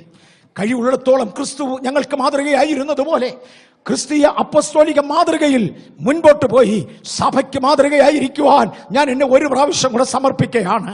എന്നാൽ ഇന്ന് പകൽ വരെയും യേശുവുമായുള്ള ബന്ധത്തിൽ വരുവാൻ കഴിയാതെ പോയ ആരെങ്കിലും ഇതിനകത്തുണ്ടെങ്കിൽ നമ്മളെ തന്നെ ചതിക്കരുത്. ഇന്ന് പകൽ ഒരു അവസരമായി ഉപയോഗിക്കാം, ഒരു തീരുമാനം നമുക്കെടുക്കാം. ഇന്ന് വരെ സ്നാനപ്പെടാത്ത ഒരാൾ ഇതിനകത്തുണ്ടെങ്കിൽ, സ്നാനത്തെക്കുറിച്ച് എനിക്ക് ഇച്ചിരി കൂടെ ഡെപ്തിൽ പോകണമെന്നുണ്ട്. 5 മിനിറ്റ് കൊണ്ട് തീർക്കാൻ പോകാം. 5 മിനിറ്റ്. പണ്ട് നമുക്ക് എല്ലാ മാസവും ഒരു പ്രാവശ്യം ഞാൻ ഇവിടെ വെച്ച് എടുക്കുമായിരുന്നു. ഇപ്പൊ 1 വർഷത്തോളമായി അല്ലേ, ഓൾമോസ്റ്റ് 1 ഇയർ സ്നാനത്തെക്കുറിച്ച് ഇവിടെ വെച്ച് എടുത്തിട്ടില്ല. അടുത്തൊരു ദിവസം ഞാനത് എടുത്തോളാം. എന്നാൽ ഇന്ന് ഇത്രയും ഞാനൊന്ന് പറഞ്ഞോട്ടെ. ഒന്ന്, പിതാവായ ദൈവത്താൽ നിയമിക്കപ്പെട്ടതാണ് വെള്ളത്തിലെ സ്നാനം. ഓരോന്നിനും 2-3 വാക്യം വീതം തെളിവ് തരാം, ഇപ്പൊ പറയാൻ നേരമില്ലാത്ത ഉണ്ടാ. 2, കർത്താവായ യേശു ക്രിസ്തുവിനാൽ കൽപ്പിക്കപ്പെട്ടതാണ് വെള്ളത്തിലെ സ്നാനം. 3, അപ്പോസ്തലന്മാർ കൽപ്പിച്ചതാണ് വെള്ളത്തിലെ സ്നാനം. 4, ദൈവസഭയുടെ 1-ാം നൂറ്റാണ്ടിലെ സഭയുടെ പ്രാക്ടീസ് ആയിരുന്നു വെള്ളത്തിലെ സ്നാനം. 5, ദൈവസഭയുടെ അടിസ്ഥാന ഉപദേശങ്ങളിൽ ഒന്നാണ് വെള്ളത്തിലെ സ്നാനം. സ്നാനപ്പെട്ടവരുടെ കൂട്ടത്തിൽ ആരൊക്കെ ഉൾപ്പെടുന്നു? നസ്രയനാകുന്ന യേശു സ്നാനപ്പെട്ടവരുടെ കൂട്ടത്തിൽ പെടുന്നവനാണ്. ഗമാലിയേലിന്റെ പാദപീഠത്തിൽ നിന്ന് പഠിച്ചെഴുന്നേറ്റ പൗലോസ് സ്നാനപ്പെട്ടവരുടെ കൂട്ടത്തിൽ പെടുന്നവരാണ്. ചുങ്കക്കാരും പടജ്ജനവും സ്നാനപ്പെട്ടവരുടെ കൂട്ടത്തിൽ പെടുന്നവരാണ്. പുരോഹിതന്മാരിലും വിശ്വസിച്ചവർ സ്നാനപ്പെട്ടവരും അല്ലാത്തവർ നരകത്തിൽ പോയവരുമാണ്. എല്ലാ തരത്തിൽപ്പെട്ടവരും സ്നാനപ്പെട്ടവരുടെ കൂട്ടത്തിലാ. സ്നാനം ദൈവത്തിന്റെ കൽപ്പനയാ. സ്നാനം എന്തിനു വേണ്ടിയാണ്? സ്നാനം യേശുവിനോട് ചേരാനാ. വിവാഹം നിശ്ചയം ചെയ്ത ദമ്പതികളെ തമ്മിൽ വിവാഹത്തിൽ ഒരുമിപ്പിക്കുന്നത് പോലെ തിരുവചനത്തിൽ വെള്ളത്തിലെ സ്നാനത്താലാണ് നാം യേശുവുമായി ഒന്നായി മാറുന്നത്. യേശുവിനോട് ചേരുവാനാണ് നാം സ്നാനമേൽക്കുന്നത്. സ്നാനത്തിന്റെ അർത്ഥം എന്താണ്? പാപസംബന്ധമായി മരിച്ച ഞാൻ ഇനി അതിൽ ജീവിക്കാതെ വണ്ണം എന്നെ തന്നെ ക്രിസ്തുവിനോടുകൂടെ അടക്കുന്നതിനും ഞാൻ ക്രിസ്തുവിനോടുകൂടെ ജീവിക്കേണ്ടതിന് ക്രിസ്തുവിനോടുകൂടെ ഉയർക്കുന്നതിനും തെളിവാണ് സ്നാനം. അതിന്റെ 2ന്റെയും സാക്ഷ്യമാണ് സ്നാനം. സ്നാനപ്പെട്ട് കഴിഞ്ഞ വ്യക്തിയുടെ കടമ എന്താണ്? ക്രിസ്തുവിനെ പ്രസാദിപ്പിച്ചുകൊണ്ട് നാൾതോറും നടക്കയാണ്. ഇതിനിടയ്ക്ക് ഏതെങ്കിലും ഒരു ഘടകം മാറ്റിവെക്കാമോ? ഇല്ല കുഞ്ഞെ, ഇല്ല. ആറ്റം മുതൽ പ്രപഞ്ചം വരെ ഡിസൈൻ ചെയ്തവൻ ഒരു ഒറ്റ പ്രമാണത്തിൽ ഡിസൈൻ ചെയ്തെങ്കിൽ, മനസ്സിലാകുന്നുണ്ടോ? ചിലർ പറയും പാപിക്കും അധർമ്മിക്കും വേണ്ടി മാത്രമുള്ളതാ സ്നാനമെന്ന്. അല്ലടോ, ആറ്റം മുതൽ പ്രപഞ്ചം വരെ ഡിസൈൻ ചെയ്തവൻ ഒരു ഒറ്റ ഡിസൈനിലാണ് കൊണ്ടുപോയതെങ്കിൽ, ഇന്നൊന്നുകൂടെ പ്രൊജക്ട് ചെയ്ത് കാണാൻ സാധിച്ചല്ലോ. ഒറ്റ ഡിസൈൻ ആണെങ്കിൽ ചെറിയവനും വലിയവനും ഒന്നും ദൈവത്തിനില്ല. വലിയ വലിയ വലിയ വലിയ വലിയ വലിയ സൃഷ്ടി നടത്തിയ വലിയ ദൈവത്തിന് നാം ആരും വലിയവരല്ല. ആരെയും തള്ളിക്കളയാതെ എല്ലാവരെയും താൻ മാനിക്കുന്നുണ്ട്. ഇന്ന് പകൽ ലഭിച്ച ഈ ചുരുങ്ങിയ സമയം കൊണ്ട് ഞാൻ ഒരു ചെറിയ ഓൾട്ടർ കോൾ തന്ന് ഇത് നിർത്താൻ പോകുകയാണ്. എല്ലാ കണ്ണുകളും ഒന്ന് അടയ്ക്കാമോ? ശുശ്രൂഷകന്മാരൊന്ന് എഴുന്നേറ്റ് നിന്നു. ഇതിനകത്തൊരു വലിയ ദൈവശക്തി ഈ ചില മിനിറ്റുകൾ കൊണ്ട് വ്യാപരിക്കട്ടെ. എൻ്റെ കർത്താവും എൻ്റെ ദൈവവുമേ, ഇന്ന് ഞങ്ങളുടെ മുമ്പിൽ ഇരിക്കുന്ന അങ്ങയുടെ ജനം, കർത്താവേ, ഈ ടെന്റിന്റെ കീഴിലിരിക്കുന്ന അങ്ങയുടെ ജനം ദൈവത്തിന്റെ സാന്നിധ്യം അറിയേണ്ടതിന് അവിടുത്തെ വലിയ ആത്മശക്തി ഈ അന്തരീക്ഷത്തിന്റെ പേരൊന്ന് മൂടണമേ. ഞങ്ങളുടെ ഹൃദയങ്ങളെ കുരുടാക്കിക്കൊണ്ടിരുന്ന കണ്ണുകളെ കുരുടാക്കിക്കൊണ്ടിരുന്ന അന്ധകാര പിശാച് ഞങ്ങളുടെ കാൽ കീഴാകയാൽ അവനെ ഞങ്ങളുടെ കാൽ കീഴാക്കിയ യേശുവിന്റെ നാമത്തില് ഇന്ന് പകൽ ഞങ്ങൾ ഒരുമിച്ച് ആ ശത്രുവിനോട് കീഴടങ്ങാൻ ആവശ്യപ്പെടുന്നു. ഹൃദയങ്ങൾ തുറന്നു വരേണ്ടതിന് മീതെ അന്തരീക്ഷം തുറക്കട്ടെ. ചില ദൈവിക വിടുതലുകൾ നടക്കേണ്ടതിന് അന്തരീക്ഷം തുറക്കട്ടെ. പരിശുദ്ധാത്മാവിന്റെ വൻ ശക്തി ഈ ഓഡിറ്റോറിയത്തിൽ നിറയട്ടെ. അത് യേശുവിന്റെ നാമത്തിൽ തന്നെ. ഈ സമയം ഇതിനകത്തിരിക്കുന്ന പ്രിയപ്പെട്ടവരോട്, ഇതുവരെയും യേശുവിനെ രക്ഷിതാവായി സ്വീകരിക്കാൻ കഴിയാഞ്ഞവർ ഇന്ന് പകൽ അതിനുവേണ്ടി തീരുമാനമെടുക്കാൻ താല്പര്യപ്പെടുന്നുവെങ്കിൽ അവർക്ക് ഞാനൊരു അവസരം തരികയാണ്. ആരും നശിച്ചു പോകരുത്.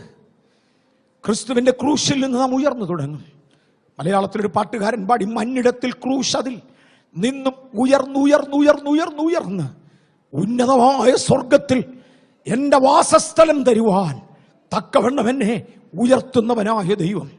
ആ യേശു എന്റെ ഏകരക്ഷകനാണെന്നും ഏക സത്യദൈവമായ അങ്ങയെ ഞാൻ വിശ്വസിക്കുന്നുവെന്നും അങ്ങയ്ക്ക് വേണ്ടി ഞാൻ ജീവിക്കുമെന്നും എന്റെ ജീവിതത്തെ പരസ്യമായി പ്രതിഷ്ഠിക്കുന്നുവെന്ന് പറയുവാൻ ഇതുവരെയും കഴിയാങ്ങി ആരെങ്കിലും ഇവിടെ ഉണ്ടെങ്കിൽ ഇന്ന് പകൽ പരിശുദ്ധാത്മാവ് നിങ്ങളോട് ആവശ്യപ്പെടുന്ന ഈ സമയം അതിനുവേണ്ടി ഞങ്ങളൊരു അവസരം തരും. നിങ്ങൾക്ക് ഇന്നതിനൊരു അവസരം ഉണ്ടായിരിക്കും. 2, ഞാൻ ഇതുവരെയും സ്നാനപ്പെട്ടതല്ല, യേശുവിനോട് ചേരുവാൻ സ്നാനപ്പെടാൻ ഞാൻ ആഗ്രഹിക്കുന്നു. എനിക്കതിനൊരു അവസരം ലഭിക്കുമ്പോൾ ഞാൻ അതിലേക്ക് ഇറങ്ങി വരുവാൻ ആഗ്രഹിക്കുന്നു എന്ന് പറയുവാൻ ഇന്നാരെങ്കിലും ഉണ്ടെങ്കിൽ അവർക്ക് ഞാൻ ഒരു അവസരം തരാൻ പോകുകയാണ്. ദയവായി അങ്ങനെയുള്ളവർ എഴുന്നേറ്റാട്ടെ.